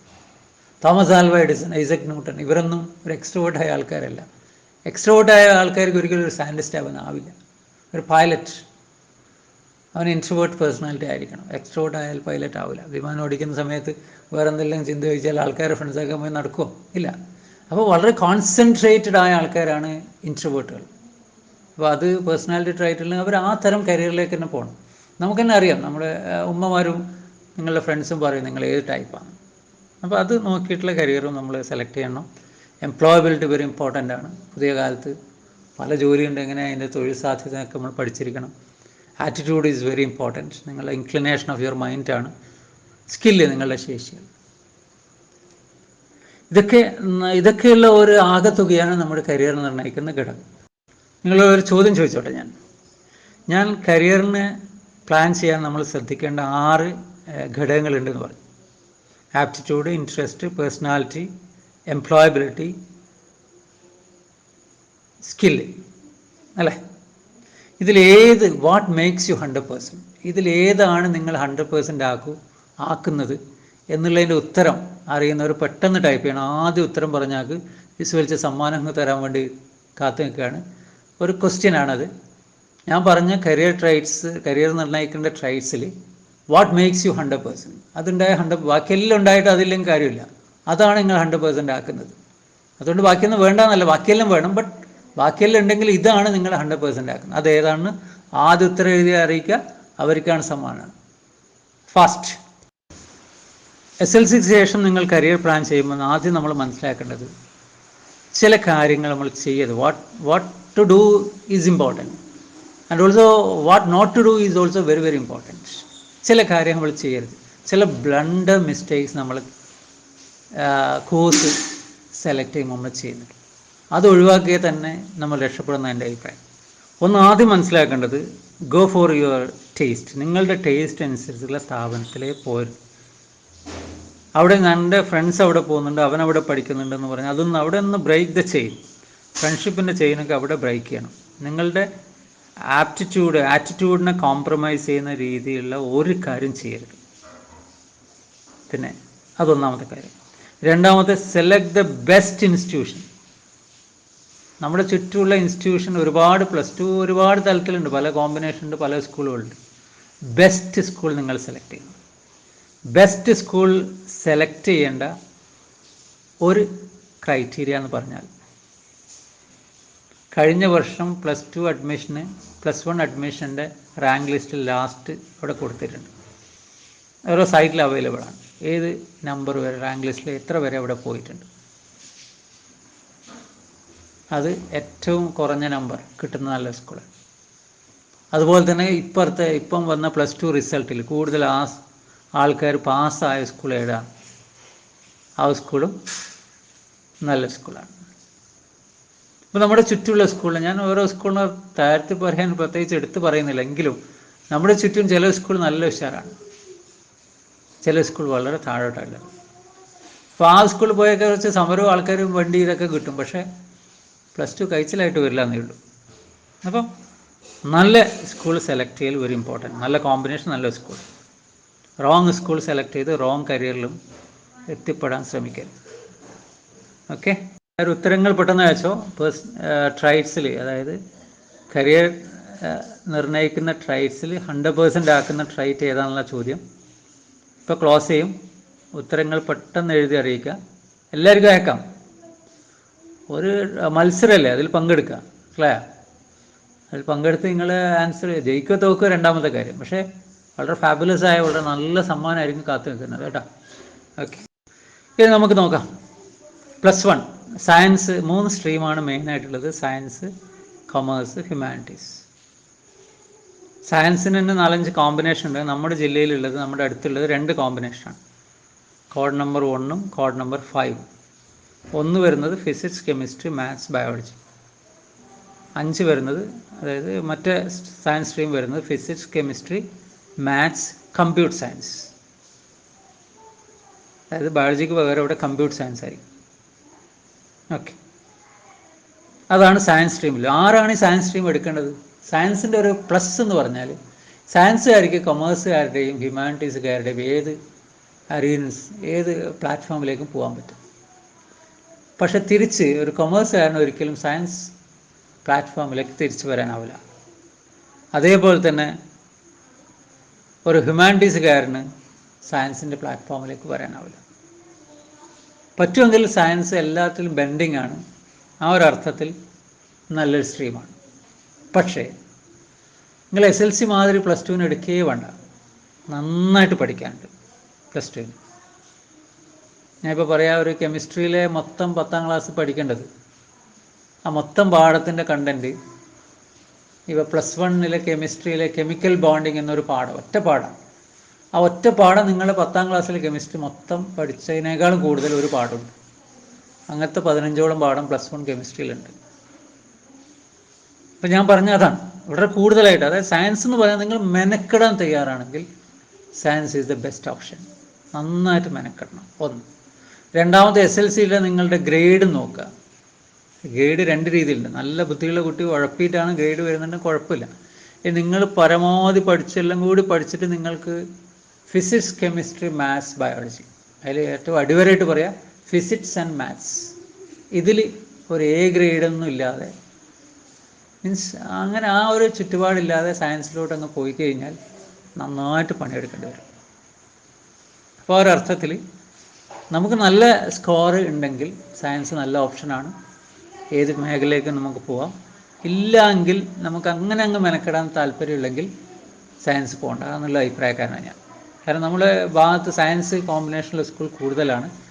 പിന്നെ നമ്മുടെ കുട്ടികൾക്ക് പൊതുവേ ഒരു ധാരണയാണ് സയൻസ് പഠിച്ചാൽ എന്തെങ്കിലും ആവുള്ളൂ എന്നുള്ളൊരു ധാരണയുണ്ട്. അതൊന്നും കാര്യമൊന്നുമില്ല. സയൻസിൻ്റെ അതായത് എക്സലൻ്റ് ആയിട്ട് പോകണം. ഒരു 80% മാർക്ക് എപ്പോഴും സ്കോർ ചെയ്ത് അങ്ങനെ നല്ല ഫെയറിൽ പോകണമെങ്കിൽ ഐസറും നൈസറിലൊക്കെ പോകാൻ പറ്റുന്ന നല്ല ഒരു റിസർച്ച് ഓറിയൻറ്റഡ് ഫീൽഡിലേക്ക് പോവുകയാണെങ്കിൽ സയൻസ് നല്ലതാണ്. അല്ലാത്തവർക്ക് മറ്റ് ഫീൽഡാണ് നല്ലത് എന്ന് എനിക്ക് തോന്നുന്നത്. അപ്പം സയൻസ് അങ്ങനെ നന്നായിട്ട് മെനക്കെടാൻ താല്പര്യമുള്ള നല്ല മക്കൾക്ക് സയൻസ് നല്ലതാണ്. ഉഴപ്പം അതിൽ പറ്റില്ല. നന്നായിട്ട് ശ്രദ്ധിക്കാനുണ്ട്. പിന്നെയുള്ളത് കൊമേഴ്സാണ്. കൊമേഴ്സ് എന്ന് പറഞ്ഞാൽ എന്താണ്? ബിസിനസ്സാണ്, മാനേജ്മെൻറ്റാണ്, അക്കൗണ്ടൻസിയാണ്, ഫൈനാൻസാണ്, അഡ്മിനിസ്ട്രേഷനാണ്. ശരിക്കും പറഞ്ഞാൽ ഒരുപാട് കരിയർ ഓപ്ഷൻസ്, മീൻസ് എംപ്ലോയബിലിറ്റി ഉള്ള ഒരു ഫീൽഡ് കൊമേഴ്സ് തന്നെയാണ്. 4 കോമ്പിനേഷനാണ് കൊമേഴ്സിനുള്ളത്. Code number 36, 37, 38, 39. തൊഴിൽ സാധ്യത കൂടുതലാണ്. അപ്പോൾ ആ ഒരർത്ഥത്തിൽ കൊമേഴ്സിൽ നിങ്ങൾ ഏതാണ് സെലക്ട് ചെയ്യുന്നുണ്ടെങ്കിൽ കൊമേഴ്സ് കോമ്പിനേഷണൽ സ്കൂളിലേക്ക് പോകാം. ഇപ്പോൾ പ്രൊഫൈൽ ഞാനിപ്പോൾ ഒരു 10-15 ഇത് കിട്ടിയില്ല. അധികം കുട്ടികളും ഒരു കൊമേഴ്സാണ് ഉദ്ദേശിക്കുന്നത്, പക്ഷേ അവരുടെ ഇഷ്ടമുള്ള കരിയറും കൊമേഴ്സ് തന്നെയാണ്. രണ്ടും മാച്ച് ചെയ്യുന്നുണ്ട്. അപ്പോൾ ആ ഒരർത്ഥത്തിൽ കൊമേഴ്സ് നമുക്ക് നല്ലൊരു പ്ലാറ്റ്ഫോമാണ്. ആ താല്പര്യമുള്ള കുട്ടികൾ അതിലേക്ക് പോവാം. അതിൽ ഞാൻ പറഞ്ഞില്ല 6 വിഷയങ്ങളാണ് പ്ലസ് ടുവിനുള്ളത്. ഏതൊക്കെയാണ്? ഒന്ന് ഫസ്റ്റ് ലാംഗ്വേജ് ഇംഗ്ലീഷ് ഉണ്ടാവും, സെക്കൻഡ് ലാംഗ്വേജ് മലയാളം, പിന്നെ കൊമേഴ്സ് ആണെങ്കിൽ business studies, accountancy, economics, statistics. അതിപ്പോൾ സ്റ്റാറ്റിക്ക് പകരം ചിലപ്പം ജിയോഗ്രഫി വരാം, ചിലപ്പം മാത്സ് വരാം, അങ്ങനെ പല, കമ്പ്യൂട്ടർ സയൻസ് വരാം, അങ്ങനെ പല കോമ്പിനേഷനുള്ള സ്കൂൾ ലഭ്യമാണ്. അപ്പോൾ ആ ഒരു അർത്ഥത്തിൽ ഏതാ കൊമേഴ്സ് സ്ട്രീമിൽ ഇഷ്ടമുള്ള അതിലേക്ക് പോകും. ഇനി സയൻസ് കിട്ടിയിട്ടില്ലെങ്കിൽ കൊമേഴ്സ് എടുക്കാം, അങ്ങനെയൊന്നും വേണ്ട. കൊമേഴ്സ് ആദ്യം താല്പര്യപ്പെടുന്ന കൊമേഴ്സ് തന്നെ ആദ്യം കൊടുക്കാം. സയൻസിനൊരു അപ്രമാദിത്വം ഉണ്ട്, അതുകൊണ്ട് സയൻസ് കൊടുത്ത് അത് കിട്ടിയിട്ടില്ലെങ്കിൽ അങ്ങനെയൊന്നും വേണ്ട. നിങ്ങൾ ആദ്യം തന്നെ തീരുമാനിക്കുക, എവിടെയാണ് നിങ്ങൾക്ക് പോകേണ്ട വഴി തീരുമാനിക്കുക. എന്നിട്ട് നമുക്കെന്താക്കാം, തിരുത്തിയിലേക്ക് പോകാൻ പറ്റും. പിന്നെയുള്ള ഹ്യൂമാനിറ്റീസാണ്. ഹ്യൂമാനിറ്റീസ് എന്ന് പറഞ്ഞാൽ മാനവിക വിഷയങ്ങളാണ്. മനുഷ്യനെക്കുറിച്ചും ചരിത്രത്തെക്കുറിച്ചൊക്കെ പഠിക്കുന്ന നല്ല ഒരു വാസ്റ്റായിട്ട് റീഡിങ്ങും ഇതൊക്കെ താല്പര്യമുള്ളവർ നന്നായിട്ട് പോകാൻ പറ്റുന്ന ഒരു ഫീൽഡാണ്. ഒരുപാട് സാധ്യതകളുണ്ട് കേട്ടോ. IIT-യിലടക്കം ഹ്യൂമാനിറ്റീസ് എടുത്ത് പോകാം. നമ്മളങ്ങനെ കുഴപ്പമുള്ള ഫീൽഡൊന്നുമില്ല. 32ഓളം കോമ്പിനേഷൻസ് ഉണ്ട്. History, economics, political science, geography, ഇതാണ് സാധാരണ വരുന്ന ഒരു കോമ്പിനേഷൻ. അതിൽ ജിയോഗ്രഫിക്ക് പകരം ആന്ത്രോപോളജി വരാം, ലിറ്ററേച്ചർ വരാം, ഇംഗ്ലീഷ് മലയാളം വരാം, ഹിന്ദി വരാം, ലാംഗ്വേജ് അടക്കം വരുന്നുണ്ട് 4ാമത്തെ കോമ്പിനേഷൻ. ഇങ്ങനെയുള്ള പല കോമ്പിനേഷൻ നമ്മുടെ ചുറ്റും അവൈലബിൾ ആണ്. താല്പര്യമുള്ള കുട്ടികൾ അതനുസരിച്ച് പോവാം. പിന്നെ ഓപ്ഷൻ കൊടുക്കുന്ന സമയത്ത് മാക്സിമം സ്കൂൾ നമ്മൾ കൊടുത്തോളൂ. ഇപ്പോൾ കൊമേഴ്സാണ് ഒരു തീരുമാനിച്ചാൽ കൊമേഴ്സ് ഏതൊക്കെ നമ്മുടെ സ്കൂളിൽ നമുക്ക് എത്താൻ പറ്റുന്ന ആ റിസൾട്ട് നോക്കിയിട്ട്, സ്കൂളിൻ്റെ ഇത് നോക്കിയിട്ട് ഇതാക്കാം. ഇപ്പോൾ സയൻസിൻ്റെ ഞാൻ പറയുകയാണെങ്കിൽ കാഞ്ഞങ്ങാട് ബെല്ല സ്കൂളാണ് ഏറ്റവും നല്ല സയൻസിൽ ഇപ്പം നമ്മുടെ അടുത്ത് നിൽക്കുന്ന ബെല്ല സ്കൂളാണ്. ഹോസ്ദുർഗ് ഉണ്ട്, പിന്നെ കിഴക്കൻ ഏരിയയിലെല്ലാ സ്കൂൾ, കക്കാട്, അതുപോലെ തന്നെ ചീമേനി, ഇങ്ങനെയുള്ള കിഴക്കൻ ബെൽറ്റിലെ എല്ലാ സ്കൂളും നല്ല റിസൾട്ട്, നല്ല ഇതുള്ള സ്കൂൾ തന്നെയാണ്. പിന്നെ ഇതൊക്കെ ഞാൻ പറഞ്ഞു, സയൻസ്, ഹ്യൂമാനിറ്റീസ്, കൊമേഴ്സ്, ഇതിലേതാ സ്കോപ്പ് എന്ന്. ഈ സ്കോപ്പ് എന്ന് പറഞ്ഞാൽ ഒന്നുമല്ല മക്കളെ, ഇതൊരു മണ്ണാങ്കട്ടയാണ്. ഞാൻ അങ്ങനെ പറയുള്ളൂ. ഏതിനാ സ്കോപ്പ് എന്ന് ചോദിച്ചാൽ അങ്ങനെ ഒരു സംഭവമില്ല. ശരിക്കും പറഞ്ഞു, ഇന്നൊരു കോഴ്സിന് സ്കോപ്പ് ഉണ്ടെന്നല്ല. സ്കോപ്പ് വേണ്ടത് നിങ്ങൾക്കാണ്. നമുക്ക് സ്കോപ്പ് ഉണ്ടെങ്കിൽ എല്ലാ കോഴ്സിനും സ്കോപ്പ് ഉണ്ട്. അതൊന്നാമത്തെ കാര്യം. 2, സ്കോപ്പ് നിർണ്ണയിക്കുന്നത് നിങ്ങളാണ് എന്ന് ആദ്യം ഞാൻ പറഞ്ഞു. പിന്നെ നിർണ്ണയിക്കുന്നത് നിങ്ങൾ പഠിക്കുന്ന സ്ഥാപനം. നല്ല റെപ്യൂട്ടഡ്, പ്രത്യേകിച്ച് +2കാർ. +2-ന് ശേഷം നിങ്ങൾ പോകുന്നുണ്ടെങ്കിൽ +2-ന് കഴിയുമ്പോൾ തന്നെ നിങ്ങൾ ഒരു ഇരുത്തം വന്നിട്ടുണ്ടാവും. ഇപ്പോൾ ഏകദേശം നിങ്ങൾക്ക് അറിയാം നിങ്ങളുടെ ഒരു ഓറിയൻറ്റേഷൻ. അപ്പോൾ ഇനി നിങ്ങൾ പോകുന്നുണ്ടെങ്കിൽ നല്ല സ്ഥാപനത്തിൽ, നല്ല കരിയർ ഓറിയൻറ്റഡായ സ്ഥാപനത്തിലേക്ക് തന്നെ, നല്ല റെപ്യൂട്ടേഷനുള്ള സ്ഥാപനത്തിലേക്ക് തന്നെ പോകണം. അത് ചില BA ഇംഗ്ലീഷ് ആണെങ്കിൽ പോലും ചില സ്ഥാപനത്തിൽ ചെയ്താലുണ്ടല്ലോ അത് ഭയങ്കര വാല്യൂ ആണ്. ഇപ്പോൾ JNUവിൽ ഹ്യൂമാനിറ്റീസ് എടുത്തിട്ട് JNUവിൽ പോയിട്ട് ഒരു ഇതെടുത്താൽ ആ JNUവിൻ്റെ സർട്ടിഫിക്കറ്റ് ഇസ് വെരി വാല്യൂ. അപ്പോൾ അവിടെ അത്രയുള്ളവർ എത്തും. ഭയങ്കര ഫിൽറ്ററിങ് ആണ് അതിൽ നടക്കുന്നത്. അതുകൊണ്ട് തന്നെ അപ്പോൾ ആ രീതിയിൽ നമ്മൾ ശ്രദ്ധിക്കണം. സ്കോപ്പ് എന്ന് പറഞ്ഞ കാര്യമില്ല. പിന്നെ നമ്മൾ കാണാതെ പോകുന്ന ഒരു കാര്യമാണ് വൊക്കേഷണൽ ഹയർ സെക്കൻഡറി. നമ്മുടെ കുട്ടികൾക്ക് വളരെ നല്ല ഒരു കരിയർ തരുന്ന ഒരു പാതയാണ് വൊക്കേഷണൽ ഹയർ സെക്കൻഡറി. ആദ്യമായിട്ട് മനസ്സിലാക്കേണ്ട ഒരു കാര്യം, HS ക്യാപ്പ് വേറെയാണ്. HS common admission procedure cap അത് വേറെയാണ്. VHSൻ്റെ ക്യാപ്പ് വേറെയാണ്. രണ്ടും രണ്ടായിട്ട് തന്നെ ചെയ്യണം. രണ്ടും ഒന്നല്ല, രണ്ടും രണ്ടാണ്. അത് ആദ്യം മനസ്സിലാക്കുക. VHS ഇപ്പം NSQF national skill qualification framework എന്നുകൊണ്ട് പുത്തൻ കോഴ്സുകളാണ്. സെൻട്രൽ ഗവൺമെൻറ്റിൻ്റെ അംഗീകാരമുള്ള സർട്ടിഫിക്കറ്റ് +2. ഇതാണ് ഇതിൻ്റെ അഡ്വാൻറ്റേജ് എന്ന് പറഞ്ഞാൽ, VHSൻ്റെ +2ൻ്റെ പോലെ എല്ലാ തുടർ പഠന സാധ്യതയുണ്ട്. കൂടാതെ ഒരു വൊക്കേഷണൽ സബ്ജക്ട്സിൽ നിങ്ങൾ ഭയങ്കര ഉഷാറായിട്ട് പഠിക്കുകയും ചെയ്യും. ഇപ്പോൾ പുതിയൊരു കോഴ്സ് ജൂനിയർ സോഫ്റ്റ്വെയർ എഞ്ചിനീയർ. നിങ്ങൾക്ക് +2 science with junior software engineer. നിങ്ങൾ +2 കഴിയുമ്പോൾ തന്നെ ഒരു ജൂനിയർ എഞ്ചിനീയറായിട്ട് വന്നു സോഫ്റ്റ്വെയർ. പിന്നെ IT ഭയങ്കര സാധ്യതയുള്ള മേഖലയാണ്. IT-യിലേക്ക് നിങ്ങൾ പോകുന്നുണ്ടെങ്കിൽ എവിടെ പോയി IT പോയാലും ഇതാക്കും. ഇപ്പോൾ കൊമേഴ്സ് വിത്ത് കമ്പ്യൂട്ടർ, അതൊരു കോമ്പിനേഷൻ. ഇപ്പോൾ ഞാൻ പറഞ്ഞു VHSൻ്റെ NSQF കോഴ്സിൻ്റെ പ്രാധാന്യത്തെക്കുറിച്ചാണ് പറഞ്ഞത്. അപ്പോൾ കാഞ്ഞങ്ങാട് സൗത്തിൽ ഫ്രണ്ട് ലൈൻ ഹെൽത്ത് വർക്കറാണ്. നല്ലൊരു മെഡിക്കൽ സ്ട്രീമിലെല്ലാം പോവാം, മെഡിസിൻ MBBS എല്ലാത്തിനും പോകുന്നതിനൊപ്പം നിങ്ങളൊരു ഹെൽത്ത് വർക്കറിൻ്റെ സർട്ടിഫിക്കറ്റ്, ഏറ്റവും അധികം ഡിമാൻഡുള്ള ഒരു കാലം ഹെൽത്ത് വർക്കറിന്, നഴ്സിംഗ് പാരാമെഡിക്കൽ സ്റ്റാഫ് ഇതിനൊക്കെ പറ്റുന്നവർ. അതേപോലെ ഒരു ബയോളജി ബേസ്ഡ് ആയ പോൾട്രി ഫാമർ പഠിക്കാണ്. വെള്ളിക്കോത്ത് അഗ്രികൾച്ചർ ബേസ്ഡ് ആയ നല്ല കോഴ്സ് ഉണ്ട്. Ambalathara junior software engineer course ഉണ്ട്. അതേപോലെ തന്നെ കമ്പ്യൂട്ടർ അപ്ലിക്കേഷൻ അക്കൗണ്ടിങ് കൊമേഴ്സ് ഗ്രൂപ്പാണ്. പ്ലസ് കമ്പ്യൂട്ടർ എയ്ഡഡ് അക്കൗണ്ടിങ് നിങ്ങൾക്ക് താല്പര്യം തരും. അതൊക്കെ ഭയങ്കര ഇമ്പോർട്ടൻ്റ് ആയ കോഴ്സുകളാണ്. അതേപോലെ കോട്ടപ്പുറത്തുള്ള എല്ലാ കോഴ്സുകളും ഹൈ ഡിമാൻഡുള്ള കോഴ്സുകളാണ് കോട്ടപ്പുറം ഉള്ളത്. അവിടെ മനസ്സിലാക്കേണ്ടതെന്ന് പറഞ്ഞാൽ കോട്ടപ്പുറം VHSC പഠിച്ച ഒരുവിധം കുട്ടികൾക്കെല്ലാം ജോലിയിലും പോയിട്ടുണ്ട്. അച്ചാന്തുരുത്തിയിൽ ഒരുപാട് വീട്ടിലെ കുട്ടികളെ നിങ്ങൾ അന്വേഷിച്ച് പോയാൽ മതി, എല്ലാവർക്കും നല്ല ഗവൺമെൻറ് ജോലിയായിപ്പോൾ. ടൂർ ഗൈഡ് ഒരു കോഴ്സാണ് അവിടെ, ഹ്യൂമാനിറ്റീസാണ്. ടൂറിസ്റ്റുകളെ സഹായിക്കാനുള്ള കാര്യങ്ങൾ അതിൻ്റെ കൂടെ പഠിക്കും. ഓഫീസ് ഓപ്പറേഷൻ എക്സിക്യൂട്ടീവ്, ഒരു ഫ്രണ്ട് ഓഫീസ് ഓപ്പറേഷൻ എക്സിക്യൂട്ടീവ്, നന്നായിട്ട് ഇംഗ്ലീഷ് സംസാരിക്കാൻ നല്ല, കാണാൻ നല്ല ചുറുചുറുക്കുള്ള കുട്ടികൾ പോയി കഴിഞ്ഞാൽ എവിടെ പോയാലും ജോലിയാണ്. കമ്പ്യൂട്ടർ അപ്ലിക്കേഷൻ അക്കൗണ്ടിങ് കൊമേഴ്സ് ഗ്രൂപ്പാണ്. സെയിൽസ് അസോസിയേറ്റ് കൊമേഴ്സ്, സെയിൽസ് അസോസിയേറ്റുള്ള ട്രെയിനിങ് കോട്ടപ്പുറത്ത് നിന്ന് VHSCയിലുണ്ട്. Cheruvathur fisheries field technical air conditioner, field technician air condition AC technician പഠിക്കാം. ഹെൽത്ത് വർക്കർ പഠിക്കാം. പഠന tour guide, business facilitator, craft baker, അത് ഹോട്ടൽ മാനേജ്മെൻറ്റിൽ സാധ്യതയുള്ള ഒരു കോഴ്സാണ്. അങ്ങനെയുള്ള കോഴ്സുകളൊക്കെ ചുറ്റുമുള്ള VHSCയിലുണ്ട്. അപ്പോൾ VHSC ക്യാപ്പ് എന്തായാലും ഫില്ല് ചെയ്യണം, എല്ലാവരും കൊടുക്കണമെന്ന്. അതിൽ കിട്ടിക്കഴിഞ്ഞാൽ നന്നായിട്ട് നിങ്ങൾ പഠിക്കാൻ. VHSCൻ്റെ ഒരു അഡ്വാൻസ്, ഒരു ക്ലാസ്സിൽ 30 കുട്ടികളുണ്ടാവും. അപ്പോൾ ഇൻഡിവിജ്വൽ ഓറിയൻറ്റേഷൻ കിട്ടും. പക്ഷേ നല്ല ഇൻഡസ്ട്രി ലിങ്ക്ഡ് ആണ്. ഓൺ ദ ജോബ് ട്രെയിനിങ് ഒക്കെ കൊടുത്ത് നമ്മളൊരു പക്ക ഒരു പ്രൊഫഷണലാക്കിയിട്ട് മാറ്റും. അതിപ്പോൾ ഈ വർഷം വന്ന് ഭയങ്കര നല്ല പാക്കേജാണ്. അപ്പോൾ അതുകൊണ്ട് അതിൻ്റെ ആ ഒരു ഇത് അറിയാൻ നമ്മുടെ നാട്ടുകാരെല്ലാം ശ്രദ്ധിക്കണമെന്ന് ഞാൻ അഭ്യർത്ഥിക്കാം. പിന്നെ SLC കഴിഞ്ഞ കുട്ടികൾക്ക് സ്വയം തൊഴിൽ രംഗത്തേക്ക് പോകുന്നുണ്ടെങ്കിൽ ഉദുമയിലൊരു ഫുഡ് ക്രാഫ്റ്റ് ഇൻസ്റ്റിറ്റ്യൂട്ട് ഉണ്ട്.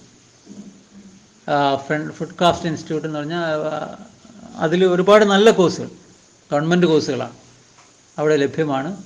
20,000-30,000 രൂപ ഒരു വർഷത്തേക്ക് ഫീസ്. അപ്പോൾ ഫുഡ് ക്രാഫ്റ്റ് ഇൻസ്റ്റിറ്റ്യൂട്ടിൽ ഒരുപാട് കോഴ്സുകൾ ലഭ്യമാണ്. ഫ്രണ്ട് ഓഫീസ് മാനേജ്മെൻ്റ് ഉള്ള ഒരു കോഴ്സ്, ഒരു ഹോട്ടലിൽ ഇതൊക്കെ വന്നു കഴിഞ്ഞാൽ എങ്ങനെയാണ് ഫ്രണ്ട് ഓഫീസ് ചെയ്യാൻ പറ്റും. ബേക്കിംഗ്, എങ്ങനെ നല്ല കേക്കൊക്കെ ഉണ്ടാക്കുന്ന കാലമല്ലേ, അപ്പോൾ എങ്ങനെ നന്നായിട്ട് ശാസ്ത്രീയമായിട്ട് ഒരു കേക്ക് ഉണ്ടാക്കാം. ഇങ്ങനെ ഒരുപാട് കോഴ്സുകൾ അവിടെ ഉണ്ട്. 100% പ്ലേസ്മെൻ്റ് അടക്കം കൊടുക്കുന്നുണ്ട്. ITI നല്ല ഓപ്ഷനാണ്. SLC തോറ്റവർക്ക് നോൺ മെട്രിക് ITIs ഉണ്ട്, SLC ജയിച്ചവർക്ക് ITI ഉണ്ട്. കണ്ണൂർ തോട്ടട ITIയിലും പഠിച്ചാൽ 100% പ്ലേസ്മെൻ്റാണ്.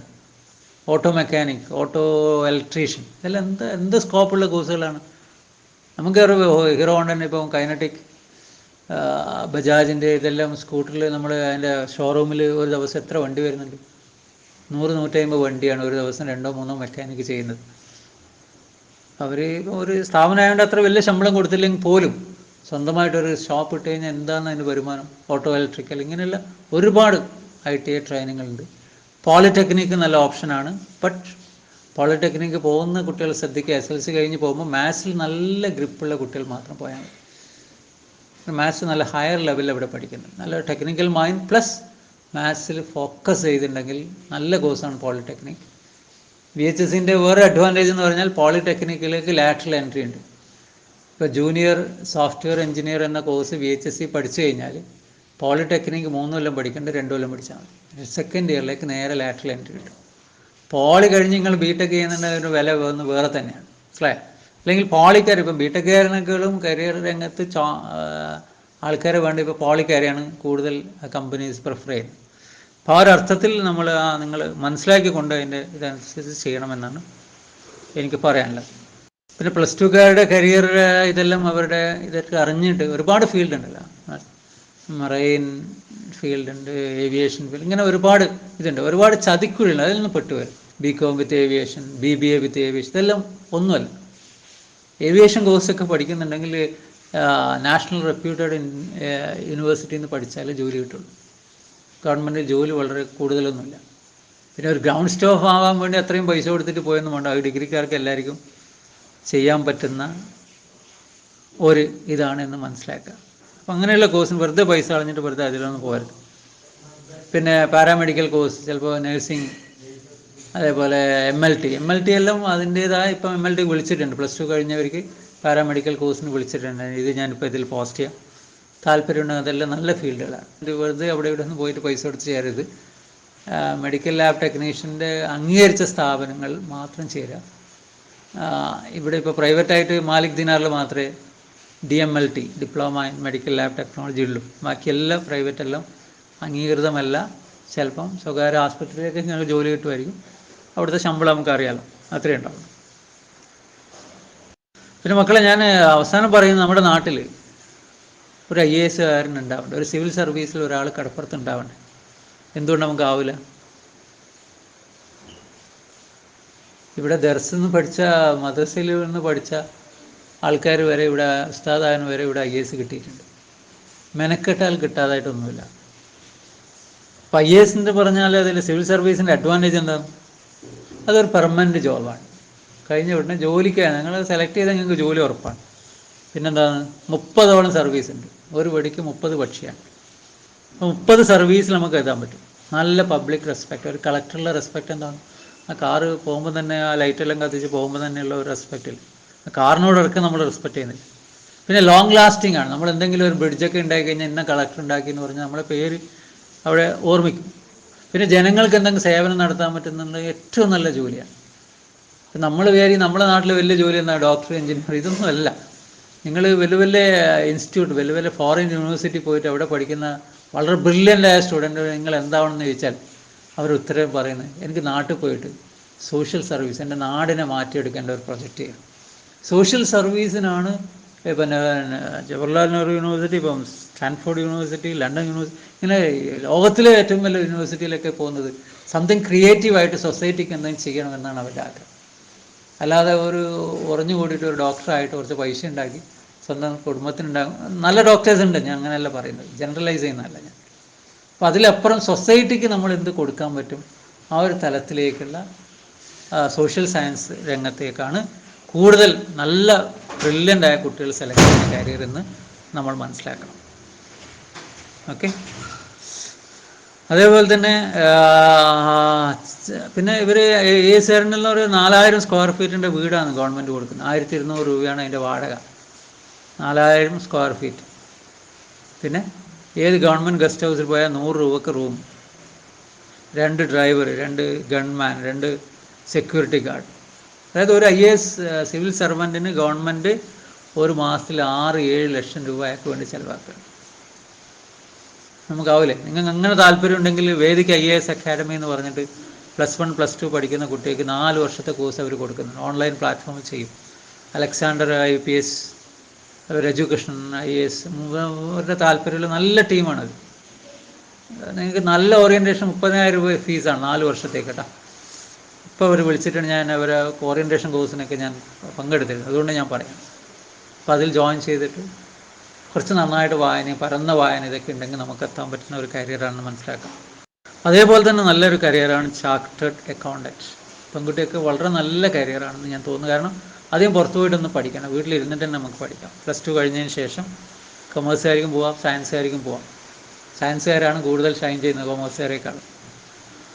അപ്പം നല്ലൊരു ഫീൽഡാണ് CA, ചാർട്ടേഡ് അക്കൗണ്ടൻസ് എന്ന് പറഞ്ഞാൽ സ്റ്റാറ്റ്യൂട്ടറി പവറുണ്ട്, അവരുടെ സൈൻ ഭയങ്കര വിലയുണ്ട്. പിന്നെ ACCA UK based, CPA USA based, അങ്ങനെ CMA CPA, ഇങ്ങനെ ഒരുപാട് കോഴ്സുകൾ അതിൽ ലഭ്യമാണ്. നല്ല ട്രെയിനിങ് ഇൻസ്റ്റിറ്റ്യൂട്ട് പയ്യന്നൂർ, കണ്ണൂർ, മംഗലാപുരമൊക്കെ ലഭ്യമാണ്. ഒരു 6 മാസം 1 വർഷമൊക്കെ ട്രെയിനിങ് പോയിട്ട് വീട്ടിലിരുന്ന് ഇതായാലും മുഹമ്മദ് കുഞ്ഞിൻ്റെ നല്ല ഗൈഡൻസ് കിട്ടും. നല്ലൊരു CA കാരായിട്ടുണ്ട്. എപ്പോഴും ശമ്പളമാണ്. നല്ല നല്ല ലുക്രേറ്റീവ് കരിയറാണ്. തിരിഞ്ഞു നോക്കണ്ട. ചില പേപ്പർ പോയി കഴിഞ്ഞാൽ പോലും അതിന് ജോലി ഉണ്ടെന്ന് ഞാൻ കേട്ടു. അപ്പം അങ്ങനെയുള്ള കരിയറിലേക്ക് നമ്മൾ, ഈ 2 കരിയറാണ് ഞാൻ അങ്ങനെ എടുത്ത് പറയുന്ന ഒരു കരിയറായിട്ട് എനിക്ക് എൻ്റെ മുമ്പിൽ നിങ്ങൾക്ക് വെക്കാനുള്ളത്.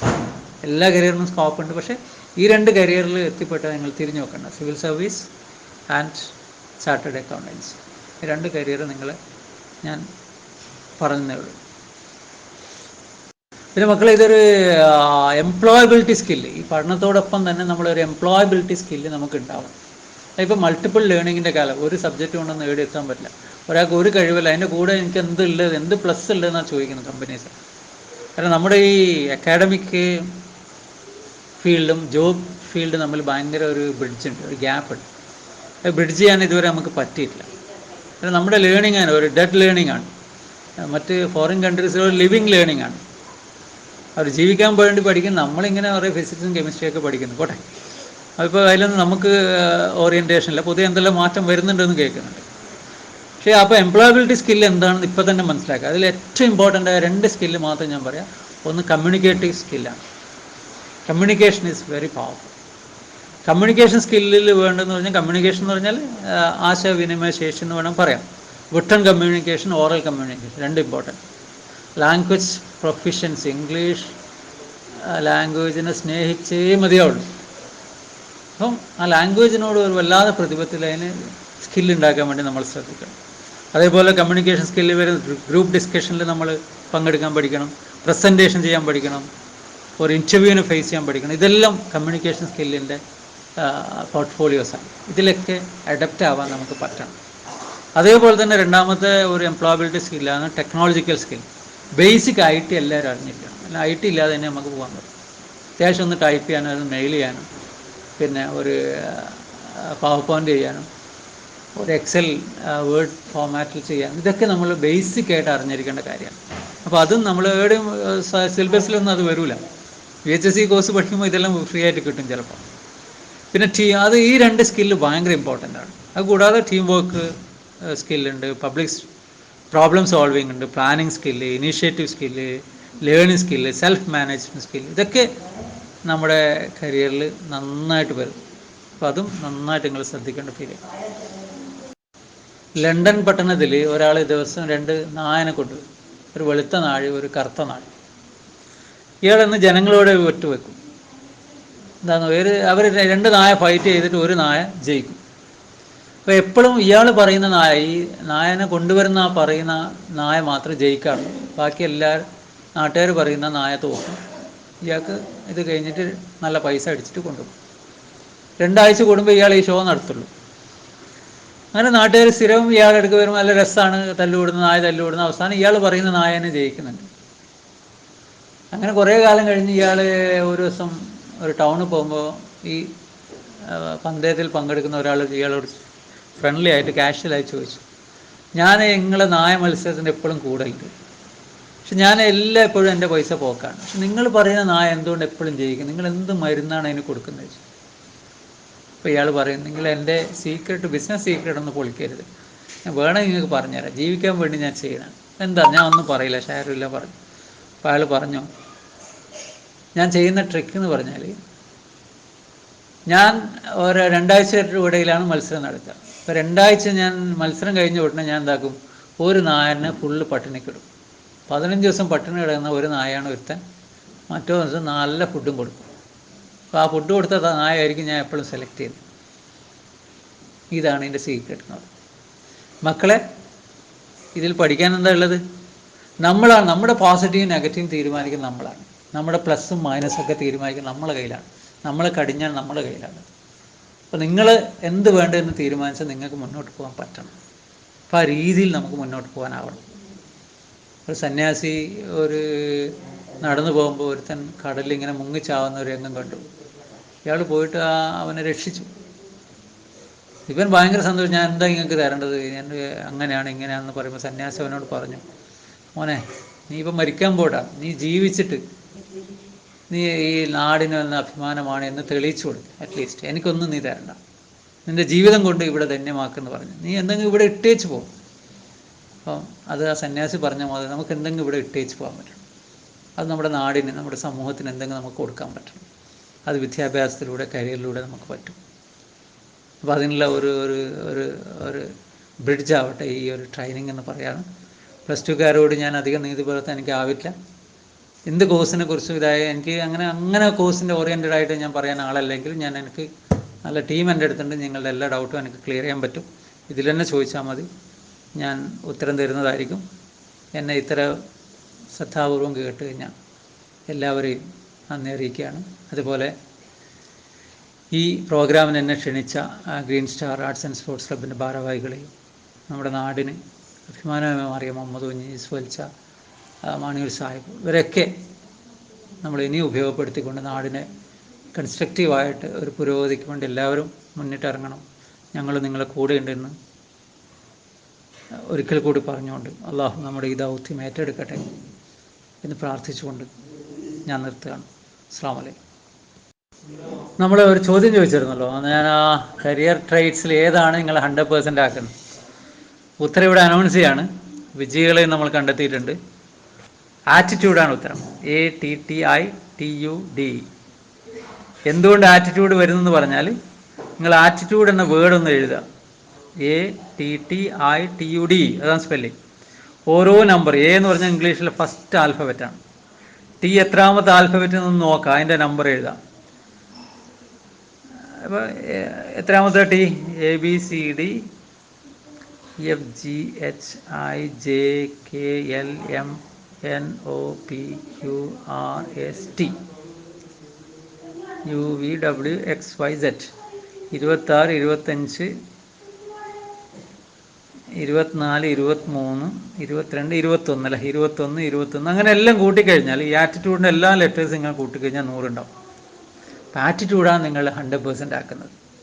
എന്നുണ്ടായാലും നല്ല മനോഭാവം ഇല്ലെന്ന് ഒന്നും കാര്യമില്ല. മനസ്സിലായ? നല്ല പൈസ ഉണ്ട്, പക്ഷെ പുറത്തിറങ്ങിയാൽ തല്ലും, ആൾക്കാർ തല്ലും. കാര്യമുണ്ടോ? ഇല്ല. നമ്മളല്ലോ വലിയൊരു പൈസക്കാരനല്ലേ, ഇതിൻ്റെ ഇടെ റെയിൽവേ ട്രാക്കിൽ വണ്ടി നിർത്തിയിട്ടാകുമ്പം ട്രാക്ക് പോയിട്ട് അടിച്ച് അവിടെ ഗൺമാനെല്ലാം അടിച്ചു പോകുന്നു. ഇപ്പോൾ അവൻ ജയിലിലുള്ളത് ഭയങ്കര പൈസക്കാരനാണ്, പക്ഷേ പുറത്തിറങ്ങിയ നാട്ടുകാർ തല്ലും. ഇങ്ങനെയൊന്നും കാര്യമില്ല. മനോഭാവം ഭയങ്കര ഇമ്പോർട്ടൻ്റ് ആണ്. അപ്പോൾ നല്ല മനോഭാവം കാത്തു സൂക്ഷിക്കണം. Attitude makes you 100%. ഉത്തരം വിജയിൻ്റെ പേരും ഇതൊക്കെ ഇവിടെ ഒന്ന് അനൗൺസ് ചെയ്യാൻ നന്നായിരിക്കും. അപ്പോൾ യൂസ്ഫുൾ ചാനൽ വലിയൊരു ഫാബുലസ് ആയ സമ്മാനം അവരെ കാത്തു നിൽക്കുകയാണ്. Okay, all the best. Commerce എടുത്ത് സൈക്കോളജിക്ക് പോകാം, കുഴപ്പമൊന്നുമില്ല. സൈക്കോളജിക്ക് പോകുന്നതിന് കുഴപ്പമൊന്നുമില്ല. പക്ഷേ സൈക്കോളജിനേക്കാളും കൊമേഴ്സിന് നല്ലത് ബയോളജി സ്ട്രീം ആയിരിക്കും എനിക്ക് തോന്നാം. തിയറിറ്റിക്കലായിട്ട് കുഴപ്പമില്ല, പക്ഷേ ബയോളജി സ്ട്രീം എടുത്ത് പോകുന്നതായിരിക്കും നല്ലത്. ഈ നല്ലത് എനിക്ക് വൊക്കേഷണൽ ഹയർ സെക്കൻഡറിയിൽ ഞാൻ പറഞ്ഞില്ല, എന്താണ് കാഞ്ഞങ്ങാടുള്ള കോഴ്സ് ചെയ്താൽ ഫ്രണ്ട് ലൈൻ ഹെൽത്ത് വർക്ക്. അപ്പോൾ അത്യാവശ്യം ഈ ഹെൽത്ത് വർക്കുമായിട്ട് ഇതുമായിട്ടുള്ള ചെറിയൊരു ഓറിയൻറ്റേഷൻ അവിടെ കിട്ടും. അപ്പോൾ അതനുസരിച്ച് പോലായിരിക്കും നല്ലത്. BSc ഡിഗ്രി സാധാരണ ഒരു ഡിഗ്രിക്കുള്ള എല്ലാ സ്കോപ്പും അതിനുണ്ട്. PSc എഴുതാൻ ഡിഗ്രി ബേസ് ചെയ്തിട്ട്. പക്ഷേ അതൊക്കെ ഒരു ഡെഡ് സയൻസാണ് ഈ സുവോളജി എന്നെല്ലാം പറഞ്ഞാൽ. പ്രത്യേകിച്ച് ബോട്ടണി ആകുമ്പോൾ പിന്നെയും കുറച്ച് സ്കോപ്പുണ്ട്. അത്ര നല്ലൊരു ഡിഗ്രി, സാധാരണ ഒരു ഡിഗ്രിക്കുള്ള സ്കോപ്പ് അതിനുണ്ട് എന്നല്ലാതെ പ്രത്യേകിച്ച് അതിലൊരു ഓപ്പണിങ്സ് കിട്ടാൻ സാധ്യത കുറവാണ്. അങ്ങനെ താല്പര്യമുണ്ടെങ്കിൽ ഹെൽത്ത് ഇൻസ്പെക്ടർ കോഴ്സോ അങ്ങനെ ഉണ്ടെങ്കിൽ തൊഴിൽപരമായിട്ട് കോഴ്സ് പോകുന്നതായിരിക്കും നല്ലത്. അപ്പോൾ ഹെൽത്ത് ഇൻസ്പെക്ടറിൻ്റെ പ്രത്യേക കോഴ്സൊക്കെ ചെയ്യുന്നതായിരിക്കും നല്ലത്, ഓറിയൻറ്റേഷൻ ഉണ്ടെങ്കിൽ. അല്ലെങ്കിൽ മെഡിക്കൽ ലാബ് ടെക്നോളജിയിൽ MLT അങ്ങനെയുള്ള പാരാമെഡിക്കൽ കോഴ്സിന് പോകുന്നതായിരിക്കും നല്ലത്. ബേസിക് ഒരു ഡിഗ്രി സുവോളജിയൊക്കെ എടുത്തുകൊണ്ട് ഇപ്പം പ്രത്യേകിച്ചൊരു കരിയറില്ല. സാധാരണ ഡിഗ്രിക്കാർക്കുള്ള എല്ലാ കരിയറും അതിനുണ്ടോ. ചില റിസർച്ചെല്ലാം പോയി അങ്ങ് പോകുന്നുണ്ടെങ്കിൽ കുഴപ്പമൊന്നുമില്ല. ഓക്കെ. MSc എൻവയോൺമെൻറ്റൽ സയൻസ് നല്ല ഫീൽഡാണ്. എൻവയോൺമെൻറ്റൽ സയൻസ് നല്ല കൺസേൺ ഉള്ള ഒരു ഫീൽഡാണ്. പ്രത്യേകിച്ച് ഈ കാലഘട്ടത്തിൽ എൻവയോൺമെൻറ്റൽ ഇഷ്യൂസൊക്കെ നന്നായിട്ട് വരുന്ന കാലത്തിൽ എൻവയോൺമെൻറ്റൽ ഇമ്പാക്റ്റ് അസസ്മെൻ്റൊക്കെ പഠിക്കാൻ നന്നായിട്ട് സഹായിക്കുന്ന ഒരു കോഴ്സാണ്. അതിൻ്റെ കൂടെ തന്നെ നെബോഷ് എൻവയോൺമെൻറ്റൽ സ്റ്റഡീസിൻ്റെ ഫീൽഡിൽ നെബോഷ് കോഴ്സ് ഉണ്ട്, പ്രൈവറ്റായിട്ട് നമുക്ക് ചെയ്യാൻ പറ്റും. നെബോഷ് കോഴ്സ് അതിൻ്റെ കൂടെ തന്നെ എടുക്കുക. നല്ലൊരു ഫീൽഡാണ് എൻവയോൺമെൻറ്റൽ സ്റ്റഡീസ്. താല്പര്യമുണ്ട്, നല്ല ഫീൽഡാണ്. ഞാനും എൻവയോൺമെൻറ്റൽ കെമിസ്ട്രിയാണ് എൻ്റെ സ്പെഷ്യലൈസേഷൻ. ഗൾഫിലൊക്കെ എൻവയോൺമെൻറ്റലിസ്റ്റ് എന്ന് പറഞ്ഞ തന്നെ ജോലിയുണ്ട്. നല്ല കരിയർ സാധ്യതയുള്ള ഒരു ഫീൽഡ് തന്നെയാണത്, കുഴപ്പമൊന്നുമില്ല. പിന്നെ ഓൺലൈനായിട്ട് ഇപ്പോൾ ഒരുപാട് MOOC മൂക്കിൽ എന്ന സൈറ്റിൽ പോയി കഴിഞ്ഞാൽ ഇഷ്ടം പോലെ കോഴ്സ് ചെയ്യാൻ പറ്റും. MOOC ആ സൈറ്റിൽ പോയാൽ മതി, ഇഷ്ടം പോലെ ഓൺലൈൻ കോഴ്സ് നമുക്ക് പറ്റും. ഓക്കെ. BSc സൈക്കോളജി നല്ലൊരു എമേർജിങ് നല്ല ട്രെൻഡാണ്. പക്ഷേ ക്ലിനിക്കൽ സൈക്കോളജി എനിക്കൊന്ന് ഏനപ്പായയിൽ BSc ക്ലിനിക്കൽ സൈക്കോളജി ഒക്കെ ഉണ്ട്. MSc ലെവലിൽ ക്ലിനിക്കൽ സൈക്കോളജിസ്റ്റ് നല്ല നല്ല സാധ്യതയുള്ള ഒരു കോഴ്സാണ്. പ്രത്യേകിച്ച് ഇപ്പോൾ ആൾക്കാർക്ക് ഭ്രാന്ത് പിടിക്കുന്ന കാലം കൂടുതലാണ്, പല വിധമുണ്ട്. അപ്പോൾ അതുകൊണ്ട് 2-3 കാര്യം ശ്രദ്ധിക്കണം. ഒന്ന്, മറ്റുള്ളവരുടെ പ്രയാസം കേൾക്കാനുള്ള ഒരു മൈൻഡ് ഉണ്ടാവും ഫസ്റ്റ്. കാരണം സൈക്കോളജിസ്റ്റ് നമ്മൾ വരുന്ന ആൾ ഭയങ്കര പ്രയാസം അനുഭവിച്ചു വരും. അവരോട് റാപ്പ് പോയിട്ട് അവരുടെ ഒരു അതുപോലെ എമ്പതറ്റിക് ആവാനും പറ്റും. അവരുടെ സിമ്പതി തോന്നണം. അവരോട് എമ്പതിക്ക് ആയി കഴിഞ്ഞാൽ നമുക്കൊന്നും ചെയ്യാനാവില്ല. സിമ്പതി തോന്നി അവരെ സഹായിക്കാനുള്ള ഒരു മോഡിലേക്ക് നമുക്ക് മാറാൻ പറ്റണം. അപ്പം അങ്ങനെ ഒരു ഹെൽപ്പിംഗ് മെൻറ്റാലിറ്റി നമ്മളുടെ ഭാഗത്തുണ്ടെങ്കിൽ സൈക്കോളജി നല്ല ഓപ്ഷനാണ്, നല്ല കരിയർ മേഖലയാണ്. നല്ല ഇപ്പോൾ സൈക്കോളജിസ്റ്റിൽ നിന്ന് കിട്ടാനില്ല, ക്ലിനിക്കൽ സൈക്കോളജിസ്റ്റിനൊന്നും MSc വരെ ചെയ്യണം ക്ലിനിക്കൽ സൈക്കോളജിയിൽ. നല്ല സ്ഥാപനം സെലക്ട് ചെയ്യണം, നല്ല കരിയറാണ്, no doubt. Bachelor of computer application BCA നല്ല കോഴ്സാണ്, കുഴപ്പമൊന്നുമില്ല. നല്ല സ്ഥാപനത്തിൽ ജോലി ചെയ്യണം, പ്രത്യേകിച്ച് ആ രീതിയിലുള്ള നല്ല സ്ഥാപനത്തിൽ ജോലി കിട്ടിക്കഴിഞ്ഞാൽ നല്ല കോഴ്സാണ്. പ്രത്യേകിച്ച് ഞാൻ പറഞ്ഞില്ല, സ്ഥാപനമാണ് വെരി ഇമ്പോർട്ടൻറ്റ്. കമ്പ്യൂട്ടർ മേഖലയിൽ പോകുന്നുണ്ട്, നല്ല ഫീൽഡാണ്. പിന്നെ കമ്പ്യൂട്ടർ മേഖലയിൽ നല്ല താല്പര്യം, മാത്സിൽ നല്ല ഉഷാറാണെങ്കിൽ BSc മാത്സ് എടുത്തിട്ട് നമുക്ക് MCAക്കൊക്കെ പോകാം, അല്ലേ? ഇതിലൊക്കെ ബേസിക് ആയിട്ടുള്ള ആ റീസണിങ് ആണ്. റീസണിങ് എനിക്ക് തോന്നുന്നു BCAൻ്റെ റീസണിങ് മാത്സ് പഠിച്ചൊരു കുട്ടിക്ക് നല്ല BSc കഴിഞ്ഞ് നല്ല റീസണിങ് ആയിരിക്കും. അപ്പം അങ്ങനെയും പോവാം. ഡയറക്റ്റ് BCA എടുത്തിട്ടും MCAക്കൊക്കെ പോയി കഴിഞ്ഞാൽ നല്ല സാധ്യതയുണ്ട്. ഓക്കെ. പിന്നെ BCAക്കാരൻ്റെ ഒരു ഇതെന്ന് പറഞ്ഞാൽ കമ്പ്യൂട്ടർ എഞ്ചിനീയറുമായിട്ട് കമ്പയർ ചെയ്യുമ്പോൾ, BTech കമ്പയർ ചെയ്യുമ്പോൾ അത്ര ഒരു ക്രിയേറ്റീവായിട്ടുള്ള പ്രൊഫൈലല്ല എന്നുള്ള ഒരു പ്രശ്നമേ ഉള്ളൂ. അപ്പം ആ ഫീൽഡിൽ ഇവർ BTech ഉള്ള കമ്പ്യൂട്ടർ സയൻസുമായിട്ട് കമ്പീറ്റ് ചെയ്യുമ്പോൾ better go for computer science BTech rather than BCA. അങ്ങനെ എഞ്ചിനീയറിങ് ഓപ്ഷനായിട്ട് പോകുന്നുണ്ടെങ്കിൽ അതായിരിക്കും നല്ലതെന്ന് എനിക്ക് തോന്നുന്നു. അല്ലെങ്കിൽ BSCA കുഴപ്പമില്ല, നമ്മൾ ഡിഗ്രി കഴിഞ്ഞ് സാധാരണ +2 കഴിഞ്ഞ് ഡിഗ്രിക്ക് പോകണമെങ്കിൽ കുഴപ്പമില്ല എനിക്ക് തോന്നുന്നു. But BTech is better option than BCA. DPharm നല്ല കോഴ്സാണ്, മാലിക് ദിനാറിലുണ്ട്, അത്യാവശ്യം നല്ല കോഴ്സാണ്. അതേപോലെ ഹോമിയോയിൽ മരുന്ന് എടുക്കുന്നതിന് ആയുർവേദത്തിലുണ്ട്. ഹോമിയോയിലൊക്കെ നല്ല ചാൻസ് ഉള്ള കോഴ്സുണ്ട്, എല്ലായിടത്തും ഇല്ലയെന്ന് തോന്നുന്നു. ഹോമിയോ മെഡിക്കൽ കോളേജിൻ്റെ കീഴിൽ അതുണ്ട് ആ കോഴ്സ്. DPharm കുഴപ്പമില്ലാത്ത കോഴ്സാണ്, ഒരു ഫാർമസിയിൽ നമുക്ക് നിൽക്കാം എന്നുള്ള ഇതാണ്. DPharm കുറച്ചുകൂടി നല്ല കോഴ്സാണ്, നന്നായിട്ട് മെനക്കെടണം. DPharmലൊക്കെ എന്ന് പറഞ്ഞാൽ ബുദ്ധി ഉണ്ടായാൽ മാത്രം പോരാ, നന്നായിട്ട് മെനക്കെടാൻ പറ്റുമെങ്കിൽ നല്ല കോഴ്സാണ്, നന്നായിട്ട് പഠിക്കാനുണ്ട് അതിൽ, അത് ശ്രദ്ധിക്കുക. കുഴപ്പമില്ലാത്ത കോഴ്സാണ്. ഓഡിയോളജി എല്ലാം മെഡിക്കൽ ഫീൽഡിലല്ല, അതിൽ നല്ല സ്ഥാപനം മീൻസ് ഗവൺമെൻറ് സെക്ടറിൽ തന്നെ ജോലി നേടുക, ഗവൺമെൻറ് റെക്കഗ്നേഷൻ ഉണ്ടോ എന്നുള്ളത് ശ്രദ്ധിക്കുക. നമ്മൾ ചേരുന്ന സ്ഥാപനത്തിന് നല്ല ഫീൽഡാണ്, കുഴപ്പമില്ലാത്ത ഫീൽഡാണ്. അപ്പോൾ അതിൽ നല്ല സ്ഥാപനത്തിൽ ചേരാൻ വേണ്ടി ശ്രദ്ധിക്കുക. സുവോളജി പഠിച്ച ടീച്ചിങ് ഫീൽഡിൽ എല്ലാ സാധ്യത സാധാരണ പോലെ ഉണ്ട്. അതിലും ടീച്ചിങ് ഫീൽഡിലൊക്കെ കൂടുതൽ പോസ്റ്റ് ഈ ബയോളജിക്കൽ സയൻസിനേക്കാളും നല്ലത്, ടീച്ചിങ് ഫീൽഡിലൊക്കെ കരിയർ എടുക്കുന്നവർ നല്ലത് മറ്റേ ഇതിലാണ്, ഇംഗ്ലീഷ്, മറ്റേ ഹിസ്റ്ററി, ഇങ്ങനെയുള്ളതായിരിക്കും നല്ലത്. സുവോളജി ഇത്ര മെനക്കെട്ടിട്ട് മറ്റേതിൻ്റെ അത്ര പോസ്റ്റ് കിട്ടില്ല ഇതിൽ. അപ്പോൾ അതിന് വേണ്ടിയിട്ട് അത്ര മെനക്കെടേണ്ട കാര്യമില്ല എന്ന് എനിക്ക് തോന്നുന്നു. ടീച്ചിങ് പോസ്റ്റാണെങ്കിൽ സാധാരണ ഇപ്പോൾ നമുക്കറിയാം, ഒരു ടീച്ചർ എന്ന നിലയിൽ എല്ലായിടത്തുള്ള ടീച്ചർ ആരാണ്? ഇംഗ്ലീഷ് ടീച്ചർ എല്ലായിടത്തും ഉണ്ടാവും, മലയാളം ടീച്ചർ സ്കൂളിൽ എല്ലായിടത്തും ഉണ്ടാവും. പക്ഷേ ഒരു സയൻസ് സ്ട്രീമുള്ളടുത്ത് ഒരു ബോട്ടണി ഉണ്ടാവും, ഒരു സുവോളജിക്കാരനുണ്ടാവും. VHSC ആണെങ്കിൽ ആ ഒരു ബയോളജി ടീച്ചറേ ഉണ്ടാവുള്ളൂ.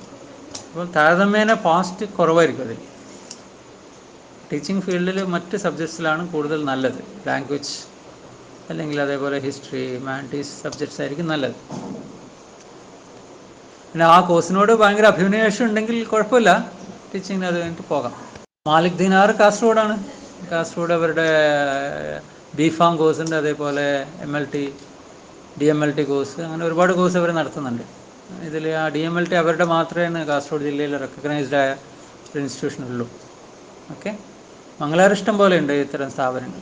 മംഗലാരം കോഴ്സിന് പോകുമ്പോൾ അവിടെയുള്ള BSc MLT, അവിടുത്തെ BSc MLT രണ്ടും വേറെയാണെന്ന് നോക്കാം. നമ്മൾ ചില കോഴ്സിൽ നമ്മുടെ ഇവിടെ 4 ഇയറും മംഗലാപുരം 3 ഇയറുമാണ്.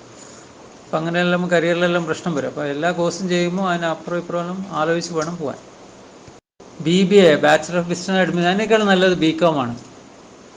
BBA കോഴ്സ് മോശമൊന്നുമല്ല, പക്ഷേ അതിനേക്കാളും കുറച്ചുകൂടി, രണ്ടും കൊമേഴ്സ് സ്ട്രീം തന്നെയല്ലേ, അപ്പോൾ അതിനേക്കാളും നമുക്ക് നല്ലത് BCom ആണെന്ന് എൻ്റെ ഒരു അഭിപ്രായം, BBAനേക്കാളും. ഓക്കെ. BBA കൊണ്ടും കുഴപ്പമില്ല, സാധാരണ ഒരു ഡിഗ്രി കോഴ്സാണ്. പക്ഷേ BCom ആകുമ്പോൾ കുറച്ചുകൂടി നമുക്ക് BCom തന്നെയാണ്, അതിലൊരു സംശയമില്ല. BCom is far better than BBA. Nano technology research oriented ആയ സ്റ്റഡീസാണത്. അപ്പം എന്ന് പറഞ്ഞാൽ എല്ലാ വസ്തുക്കളും വളരെ ചെറുതായിട്ട് പോകുമ്പോൾ അതിൻ്റെ കംപ്ലീറ്റ് അതിൻ്റെ ഉപയോഗം ഭയങ്കരമായിട്ട് മാറുന്നുണ്ടെന്നാണ് പറയുന്നത്. അപ്പോൾ നാനോ ടെക്നോളജി എന്നെല്ലാം പറഞ്ഞാൽ ഒരു ഹൈ സയൻറ്റിഫിക് ഫിസിക്സ്, കെമിസ്ട്രി അങ്ങനെയൊക്കെ കഴിഞ്ഞ് MSc കഴിഞ്ഞ് സ്പെഷ്യലൈസേഷൻ പോകേണ്ട ഒരു സബ്ജക്ട്സാണ്. ഓക്കെ, ഇപ്പോൾ ചിലയിടത്ത് നാനോ ടെക്നോളജി എന്നുള്ള BSc എന്നൊക്കെ പറഞ്ഞ് വരും. എന്നാലും അതൊരു ഹയർ എൻഡ് സബ്ജക്റ്റാണ്, റിസർച്ച് ഓറിയൻറ്റഡ് ഫീൽഡാണ്. അപ്പോൾ നല്ല ഡെപ്തിൽ റിസർച്ച് നടക്കുന്ന ഒരു ഫീൽഡാണ്. ഓക്കെ, ഇപ്പോൾ നാനോ ട്യൂബ്സെല്ലാം ഒരുപാട് അപ്ലിക്കേഷൻ ലെവലിൽ വരുന്ന ഒരു ഇതാണ്, റിസർച്ച് ഓറിയൻറ്റഡ് ഫീൽഡാണ്. ഒരുപാട് സമയം നമ്മൾ മെനക്കെടാൻ നമ്മുടെ അടുത്തുണ്ട്. അങ്ങനെ നന്നായിട്ട് സയൻറ്റിഫിക് ടെമ്പർ ഉണ്ടെങ്കിൽ പോകാൻ പറ്റുന്ന ഒരു മേഖലയാണ്. PBA TTM ഓക്കെ, ഹ്യൂമാനിറ്റീസ് മേഖലയിൽ നല്ല കോഴ്സുകൾ തന്നെയാണ്. പക്ഷെ അതിനേക്കാൾ ഞാൻ പ്രിഫറൻസ് കൊടുക്കുക BCom-നായിരിക്കും, അതേ സ്ട്രീമിലുള്ള മറ്റൊരു കോഴ്സ്. അതായിരിക്കും കുറച്ചുകൂടി നിങ്ങൾക്ക് കരിയറിൽ സാധ്യത എന്ന് എനിക്ക് തോന്നുന്നു. പിന്നെ MBA എടുക്കാൻ ഏതെടുത്താലും MBAക്ക് പോകാം. MBAനേക്കാളും PG ഡിപ്ലോമ ഒരു ഫീൽഡിലെടുക്കും. ഇപ്പോൾ BS വാര്യറിനെ എൻ്റെ പറഞ്ഞതാണ്. MBA എന്ന് പറയുമ്പോൾ യൂണിവേഴ്സിറ്റീൻ്റെ പഴയ സിലബസായിട്ട് ഒരുപാട് കാര്യം ഇങ്ങനെ കുറേ പഠിക്കുന്നുണ്ടെന്നും കാര്യമില്ല. നല്ല ഇൻസ്റ്റിറ്റ്യൂഷനിൽ ഒരു PG ഡിപ്ലോമ ഇൻ മാനേജ്മെൻറ്റ് പ്രത്യേകിച്ചൊന്നുണ്ടെങ്കിൽ അതായിരിക്കും MBAനേക്കാളും വിലയുള്ളതെന്നാണ് പറഞ്ഞത്. അപ്പോൾ അതുപോലെ ഇരിക്കും. ഓക്കെ, യെസ്, എന്തായാലും പറ്റും. ഡിഗ്രിക്കൊന്നും ഇപ്പോൾ ഏജ് ലിമിറ്റൊക്കെ അങ്ങ് എടുത്ത് പോയി. അപ്പോൾ IGNOU ഉണ്ട്, Indira Gandhi national open university IGNOU ഉണ്ട്. പിന്നെ നമ്മുടെ പുറത്ത് കുറച്ച് നല്ല വാല്യൂ ഉള്ള കോഴ്സാണ്. ഓപ്പൺ യൂണിവേഴ്സിറ്റിയിൽ വൺ ഓഫ് ദി ബെസ്റ്റ് യൂണിവേഴ്സിറ്റിയാണ് IGNOU. പിന്നെ പുറത്ത് നമ്മുടെ അണ്ണാമലൈ, മധുര കാമരാജ്, അങ്ങനെയുള്ള ഒരുപാട് യൂണിവേഴ്സിറ്റി, കോയമ്പത്തൂർ ഉണ്ട്. എല്ലാ യൂണിവേഴ്സിറ്റിൻ്റെയും ഓപ്പൺ യൂണിവേഴ്സിറ്റി നമുക്ക് ചെയ്യാൻ പറ്റാം. കോളേജ് സെലക്ട് ചെയ്യുന്ന ആദ്യത്തെ മാനദണ്ഡം എല്ലാ ഗവൺമെൻറ് കോളേജസും നല്ല കോളേജാണ്, ഫസ്റ്റ് പ്രിഫറൻസ്. എയ്ഡഡ് കോളേജസ് നല്ല കോളേജാണ്. അപ്പോൾ ആദ്യം ഗവൺമെൻറ് കോളേജിൽ അഡ്മിഷൻ നോക്കാം, പിന്നെ എയ്ഡഡ് കോളേജിൽ അഡ്മിഷൻ നോക്കാം. ഇതില്ലെങ്കിലാണ് സെൽഫ് ഫൈനാൻസിങ് അൺഎയ്ഡഡ് കോളേജ്. അതിലെനിക്ക് അത് ചെയ്യുമ്പോൾ അതിൻ്റെ മാനേജ്മെൻറ്റ് ആരാണ്, റെപ്യൂട്ടേഷൻ ആരാന്ന് നോക്കണം. ചില കോളേജുകൾ മഹാമോശമാണ്, അപ്പോൾ ഞാൻ പേരൊന്നും എടുത്ത് പറയുന്നില്ല. പക്ഷേ ആ മാനേജ്മെൻറ്റ് ആരാണ്, എങ്ങനെയാണെന്നുള്ളത് നോക്കിയിട്ട് പോകുന്നതായിരിക്കും നല്ലത്. പിലാത്തറ ഒരു നല്ല ക്രിസ്ത്യൻ മാനേജ്മെൻറ്റ് കീഴിൽ നല്ലൊരു കോളേജുണ്ട്. അങ്ങനെ മാനേജ്മെൻറ്റാണ് തീരുമാനിക്കേണ്ടത്, മനസ്സിലായോ? അപ്പോൾ മാനേജ്മെൻറ്റ് നന്നാണെങ്കിൽ ആ സ്ഥാപനം നന്നാവും, അല്ലെങ്കിൽ മോശം. അപ്പോൾ കോളേജ് തീരുമാനിക്കുന്നത് അവിടുത്തെ റിസൾട്ട് ഇതൊക്കെ നോക്കാം. അതൊക്കെ നമുക്ക് സൈറ്റിൽ നിന്ന് കിട്ടും, ഓരോരുത്തരുടെ റിസൾട്ട് ഇതൊക്കെയാണ്.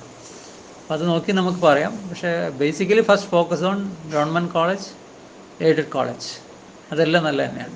പിന്നെ അൺഎയ്ഡഡ് കോളേജ് ആകുമ്പോൾ ഞാൻ പറഞ്ഞ ഈ അവിടുത്തെ പാസ് പേഴ്സൻറ്റേജ്, അവിടുത്തെ മാനേജ്മെൻറ്റ്, അവിടുത്തെ പഠന നിലവാരം, ഇതൊക്കെ നമ്മൾ taken into account. Okay, microbiology BSc ഒക്കെ ചെയ്യുന്നവർ കുഴപ്പമില്ല. അതിൽ എന്ന് പറഞ്ഞാൽ ഇതൊക്കെ മെഡിക്കൽ ഫീൽഡിൽ ഈ മൈക്രോബയോളജിസ്റ്റ് ഇങ്ങനെയുള്ള ഫീൽഡിലുണ്ട്, പ്രത്യേകിച്ച് MLT ഇവരെ, അതായത് പാരാമെഡിക്കൽ ഫീൽഡിലൊക്കെ ഉണ്ട്.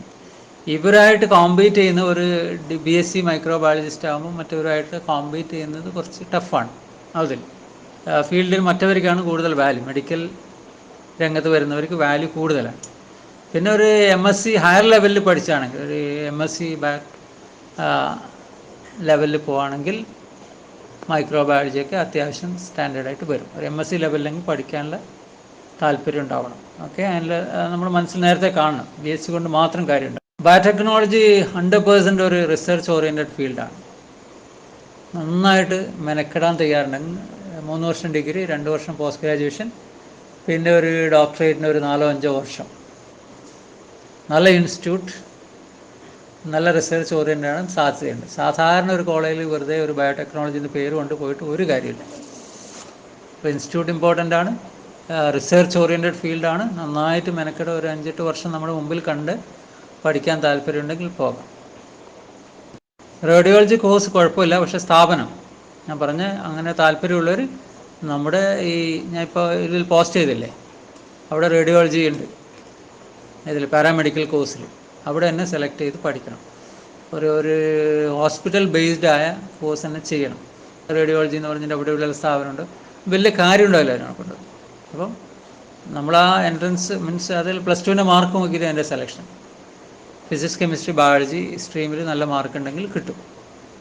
അല്ലെങ്കിൽ പുറത്ത് പോയാൽ നല്ല മണിപ്പാൽ ഇൻസ്റ്റിറ്റ്യൂട്ട് അങ്ങനെയുള്ള നല്ല സ്ഥാപനത്തിൽ AB ഷെട്ടി അങ്ങനെയുള്ള സ്ഥാപനത്തിൽ പോയി പഠിക്കേണ്ടി വരും.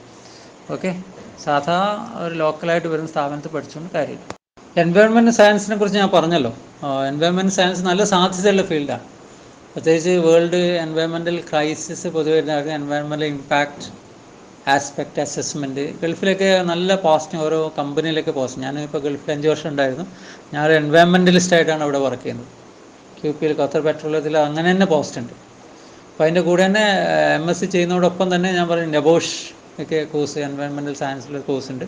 അതൊക്കെ ഒരു അഡിറ്റീവ്, ഒരു ആഡഡ് അഡ്വാൻറ്റേജറാണ്. എത്ര കോഴ്സിൻ്റെ കൂടെ തന്നെ ചെയ്യണം.